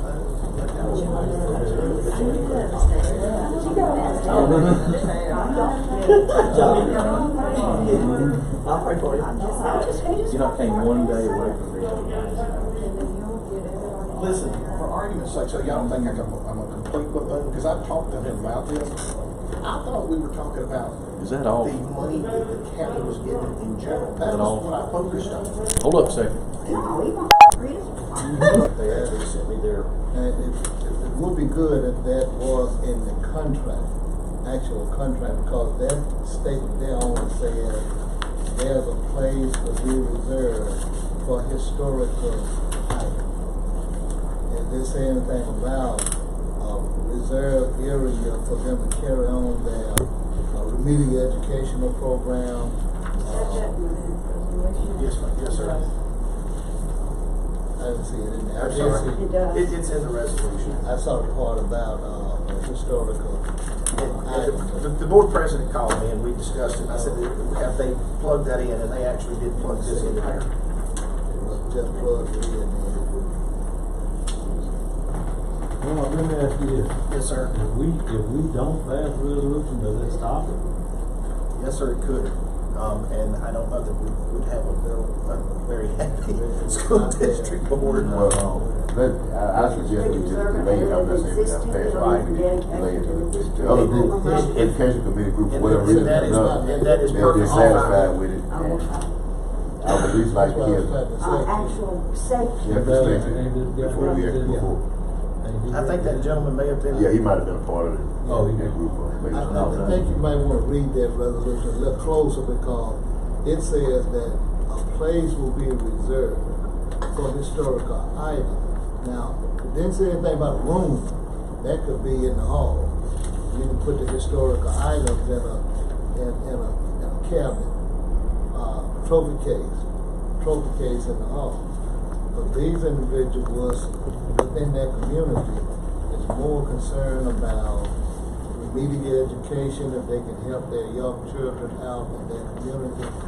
They are concerned about continuing educational opportunity. They are concerned about recreational activities, and then health care, educational conferences that will provide health care. I think that the individuals in the community only want to have And doing these things at the community center? Right, they've been asking for years to. They've had Some some events. events there. Well, I know they had that one summer event there. Of course, another one went on last year because of COVID. Okay. There were some things. But I would like to suggest we just table this for this meeting, but now, I'm not gonna get heartburn either way. Just, I know I got some text message, whatever was out there, people wanted some more information that I couldn't provide, and I wanted to find out at least what the stipulations of the contract was. But on the flip side of it is that this might be the better option. Who knows? At this point, I think it's a good thing. I do think that the group they're talking to seems to be willing to be partners in the community. I get that gist That from was them. the one thing I asked when they called me, is have you reached out to this group that wanted to somehow open the school back up for their use? And they said, yes, we're working with them. So I think that they're not concerned about whether the area will be sold. They don't want to be sold out. I think the basic concern is they still want to be able to carry on some educational type of program. These are genuinely good people that I've dealt with several of these people and they're very concerned about that. But the biggest problem I have seen, and this is no disrespect to them, because it'd be the same thing if I was trying to do it, there's a money issue. Oh yeah. And that's been the biggest heartburn of trying to figure out how to do anything with that property. And this may be I hate to say anything, this may be the positive side effect of this, is that this company is willing to be a partner in that community, and it works out well. Y'all moving on, since we skipped the So we want to table that one. I think that's only fair and we can bring it up the very next time we come in here. I think we need a motion on that. Motion by Supervisor Trainer, second by Supervisor Howard, that we table the resolution on the sale of 16 section land. Also, could we ask, and I'm fine with that, let's carry that motion on out. Yes, carry the motion around. Any questions, any additional questions? I do have a question about this though. From the school board standpoint, is delaying this gonna hinder them? I mean, I'm just asking. They're not gonna love it, but I'll sell it the way it needs to be sold. Okay, yeah. I think it'll give them a chance to work out any type of grievances that they might have with the community people. To give them an opportunity to have their education function. Do we want to give the school board, I guess on Supervisor Howard's point, have someone from the school board come and speak with us, maybe next board meeting? Mr. Hill called me last week and asked if they needed to be here, and I didn't think there was gonna be a problem with this, so I told him I didn't think there was a problem whatsoever. Well, you know, the school board is already sort of thinking we don't really want to work with them and help them, and so it needs to be some communication. I'll call the president today and talk to him. And say, look, it's not to sidetrack this. Talk to Mr. Hill. I'll call Mr. Hill too. Motion, we have a motion on the table. Motion by Supervisor Trainer, second by Supervisor Howard, that we hold for further discussion. All in favor? Motion carries 5-0. Y'all, the only other thing I have on here was I'd like to start the process on one of I think I left my maps that I had, but there is an old road bed. The road doesn't go there any longer, but it's an old road bed. But I don't know that we ever abandoned it out toward Occock, so I'd like to start the process of getting that land, a little bit of land. I don't think it's much, but a little bit of land back on the tax.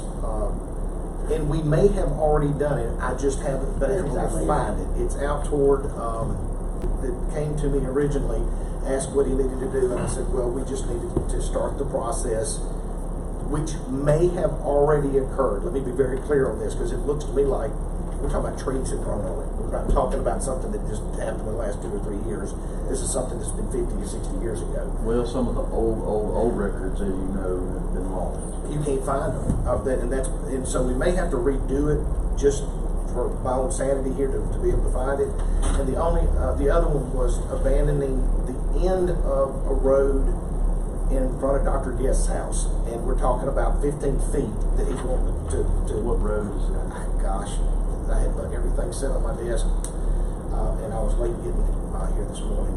I'll give you all of that information when we come back next time. I just want to at least start my process out. We're not talking about enough road here to amount to anything, but it would, frankly, probably be a little less headache on us. It would take 2 or 3 loads of gravel that we won't have to gravel anymore. So we have to do a publication to abandon it and give somebody time to have public hearing, and the tax office needs to be notified. Because if it was county property and now it's going back to being abandoned, that increases the property that the taxpayer has got to pay taxes correct. on. And he's willing to pay for the I've already talked to him about paying for the putting it in the paper, so it's not going to cost us anything on that. And then the Turkey Creek one. Got one with Turkey Creek and one with Dr. Guest, one with Dr. Guest property, and 2 abandonments, 2 roads being abandoned. So you need Start the process. Start the process. Second. Okay. Motion by Supervisor Montgomery to start the process. Second by Supervisor Trainer. All in favor? Aye. Motion carries 5. And in the order, we gotta have the road names. I'll get them.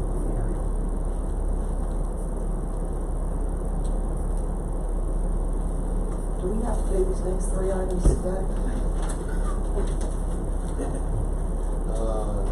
I like to I think we got to let take it a down. contract for approval. We got to approve that one. We're ready to move forward with that. We got people going to Washington. Supervisor Howard, training.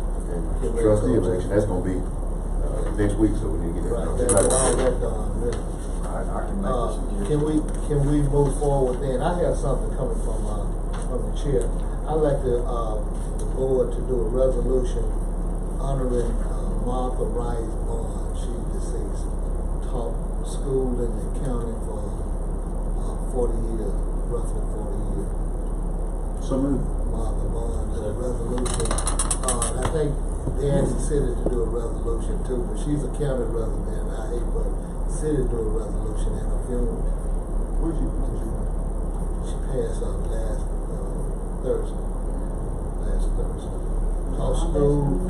Started teaching school at 46 in the county, so she taught school for a long time.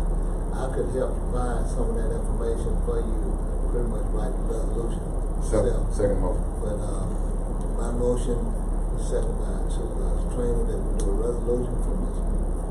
Martha Rice Bond. I'd like to present that resolution at her wake, which is going to be Thursday. Any questions? All in favor?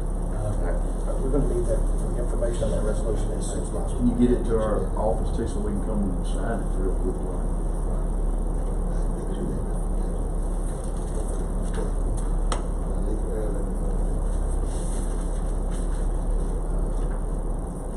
Do we, any other board members, have anything? Well, let's go here with, Pickering contract for approval. Motion for approval. Motion by Supervisor Trainer, second by Supervisor Howard, that we approve the Pickering contract. That's a 53,000, some amount. But, I think we got them on the hook now, so the process is already going on. So, all in favor? Motion carries 5-0. So next thing, well, let's move down to MAS, Board of Trustees election. So we got 3 individuals that's already on the board, and they're doing a good job. So one of them is our own Orlando Trainer, You know the other two guys, one from Choctaw County and the other one from Western County. Chris and Paul Grove. But we want to, Supervisor Trainer will do that vote by, go ahead on and mark those three, Right, just go ahead and submit it. submit it. How we gonna submit that? We're gonna mail it, I we think gonna take it. You can do Like it. I do it. You can email it. They can let them by box. You can email that property, that way you can really be. Y'all got to sign, each of you got to sign your name. And we got to mark, we're gonna, if it's okay with the board, then we're gonna mark, we have it out there. Oh, that's one of them. And Chris is another one. And I believe we're gonna keep on family trainer, I believe we're gonna keep him. Okay, then y'all sign. Okay, all of us need to sign this. Y'all keep up the good work, Supervisor Trainer. Thanks for that, sir. Appreciate what you do. More goes into that than you realize.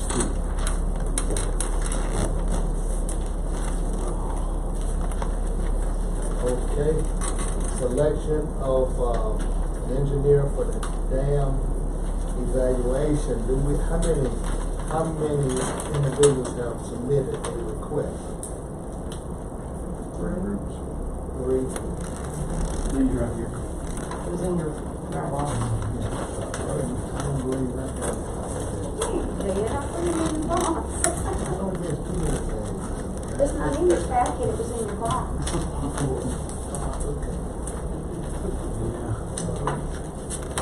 I'm gonna say people.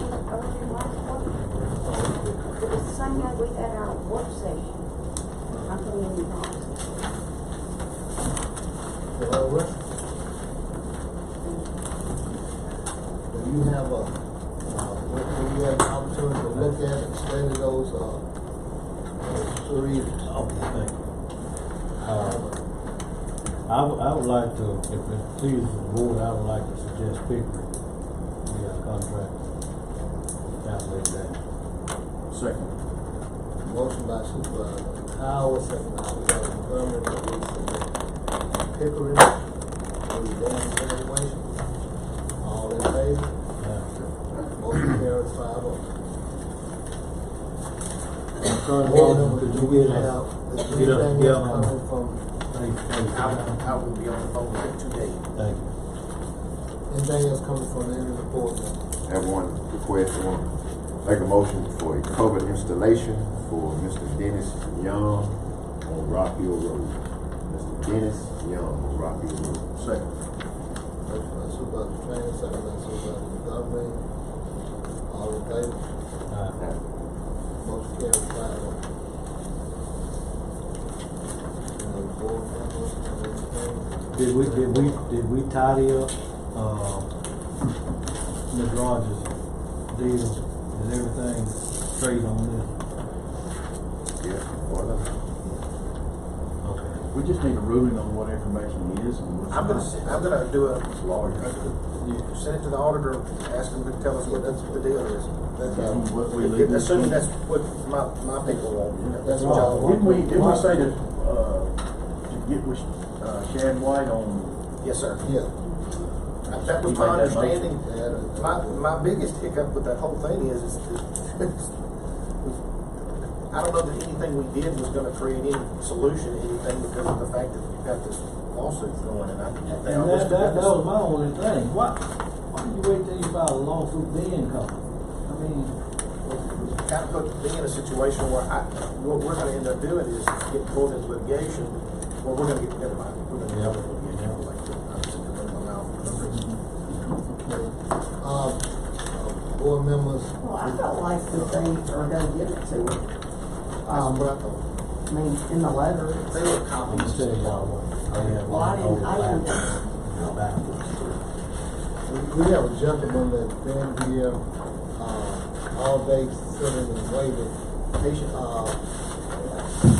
If you have any type of comment, and this is related, I think you started off with the, East Activity Hall 16th section.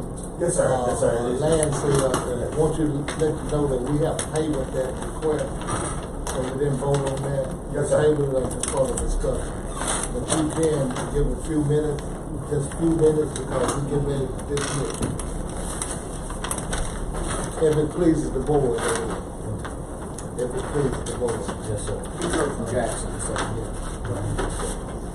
Yeah, I traveled from Jackson, Mississippi up here. Basically, I'm acting in the capacity as the spokesman for the Educational Association of East Oktibbeha County School, which is a nonprofit organization that has a collective body of alumni. They are aggrieved. Here I have a petition that we have initiated this petition Friday night, and it has gained over 200, close to 300 signatures from people in the community, in the rural area, all around Scarville, Mississippi, and around the state of Mississippi and outside the state of Mississippi. People that are standing in opposition to the property of Mo High being shifted into the hands of Dominion Wildlife for purposes of turning portions of the school into a warehouse for manufacturing purposes. The people are aggrieved. I personally reached out to the Secretary of State because I live in the capital, but I traveled back and forth. And when I spoke to the Secretary of State, they were saying that, you know, there's a protocol you have to follow. There's certain guidelines, there's regulations that must be adhered to, and they asked me, did any one of the members from the alumni, did they get an opportunity to cast a vote? And I said, no, sir. And they told me to also follow up with another department in Jackson, Mississippi. I spoke with Richard, individual by the name of Richard. He's the executive director over all the superintendents of education, and he also encouraged me to be able to reach the board and express the grievance that these people feel the need to have their voices heard and not allow their voices to be trampled. Now, there's a House Bill 716 that specifies the creation of improving educational environments and improving performance for the students of Oktibbeha County. I'm fully aware that the school has been closed prior to 2015, and you know, the collective body of the alumni, they're all over the place. So they have a grievance that they're trying to petition the board. They're trying to petition the superintendent.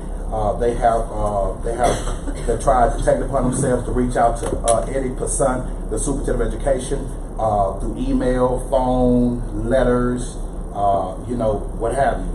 And you know, and the door has been kept closed in their face, and they've taken it as an insult.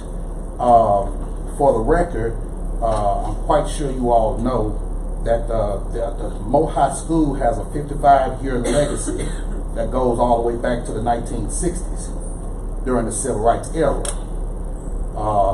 And the collective body of the alumni, one of the main reasons why they are aggrieved is because, you know, they have developed educational proposals and been trying to submit their proposals, you know, time and time again, year in and year out, you know, trying to, you know, have a say-so or to be a part of the process in regards to what happens or what occurs with the Mo High School. We even reached out to Jerry Rice because he had strong ties with the school as well. The alumni feel that if a decision was made to allow the Dominion Wildlife to have access to the majority of the land, they believe that that would be bias. It would also exhibit poor accountability, and they also feel discriminated against because they're saying that, you know, Dominion Wildlife, you know, has intentions, and I'm not against their plans of you know, trying to trap wildlife, but at the same time, you know, when you're dealing with a historical school with a lot of history, you know, in my years of growing up in these backwoods, because I was born and raised here, and so I've never seen any wild hogs traveling around. Seen some stray dogs, but I've never seen any wild hogs traveling around the area. I was raised on Poorhouse Road by my grandfather and grandmother, and so I went to Alexander, and I'm familiar with how the consolidation went, and then, you know, Alexander has programs. They have educational programs, but, you know, but Mohai don't. You know, so the people in the community are very aggrieved.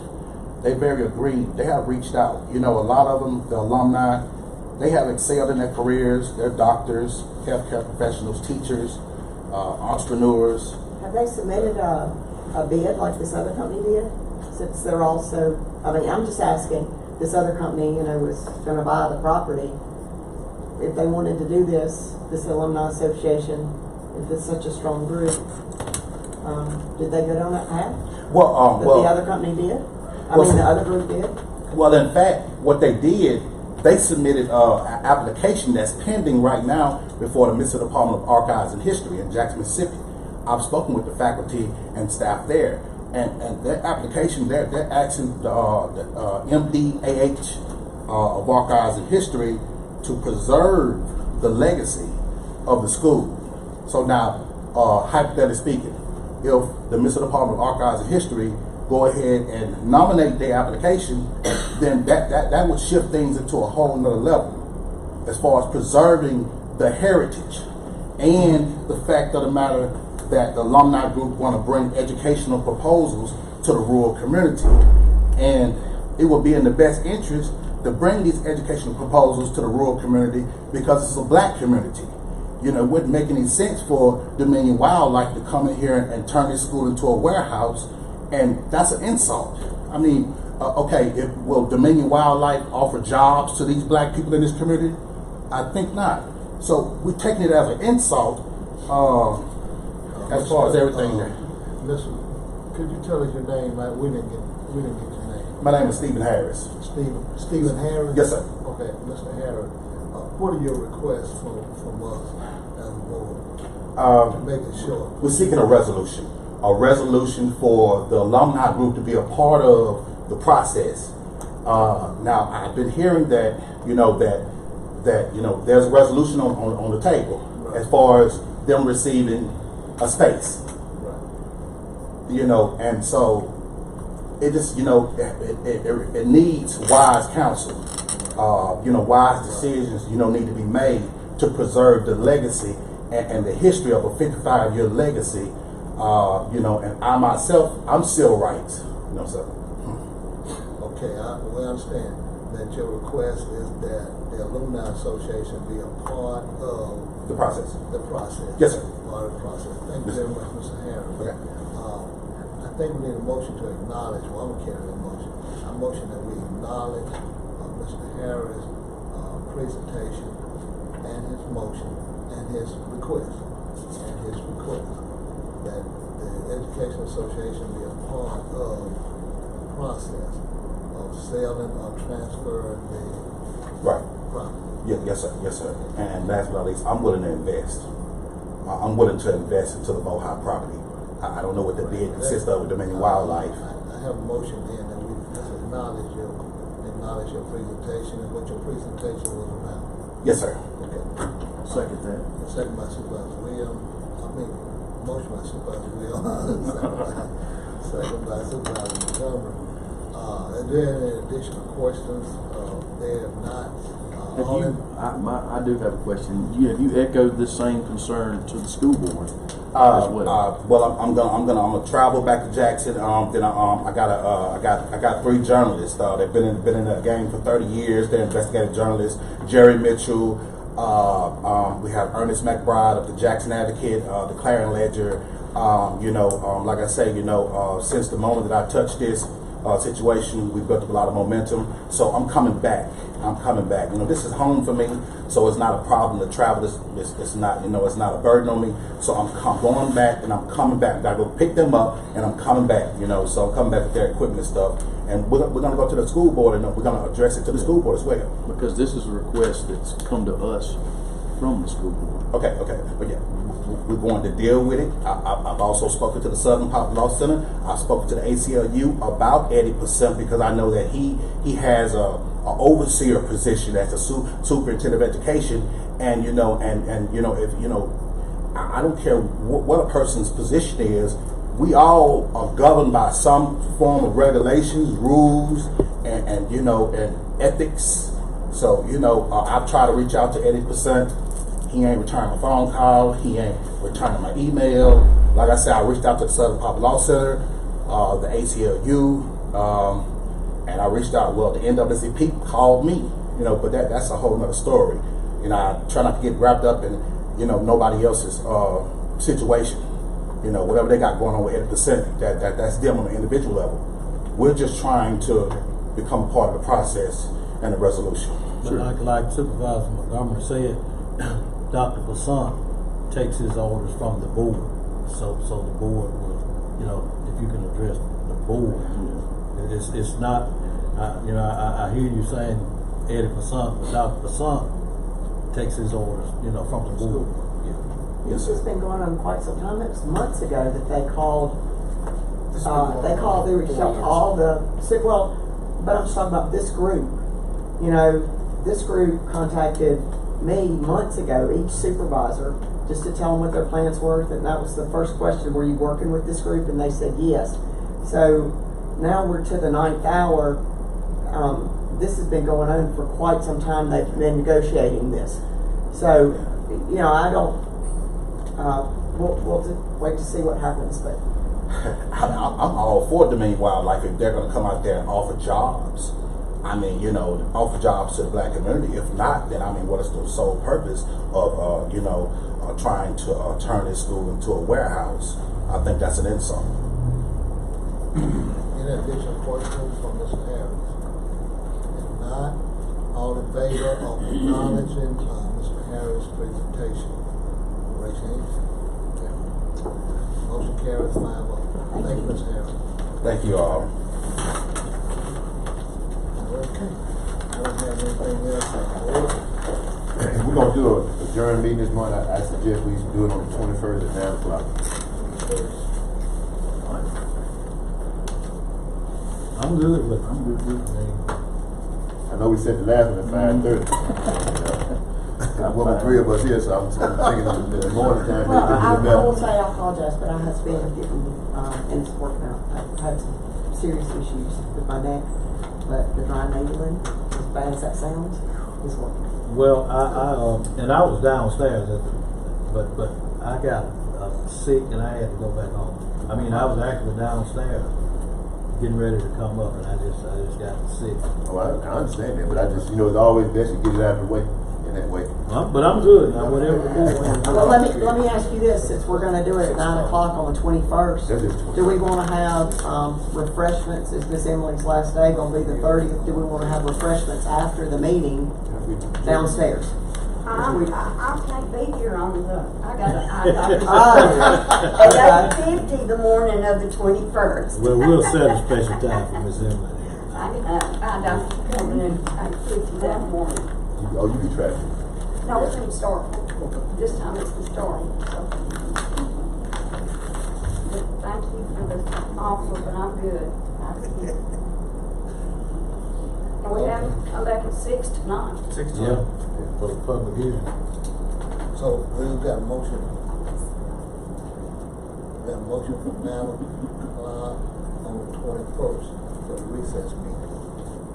All in favor? Where, the research meeting's gonna be next door. The public hearing. Oh, the public Right, hearing. oh, yeah, Okay, sure, I'm yeah. sure that'll be there. Is the sheriff gonna speak? I think Brad is. Probably Brett will do it, I Okay. didn't keep his name spoken. I talked to him Sunday on the way home from church, or Saturday. He's geared up. You motion, we didn't do it. Motion. I have a motion, I just motion to recently. I second. That's training. All in favor? So you know, Can I see all supervisors for just a minute, please?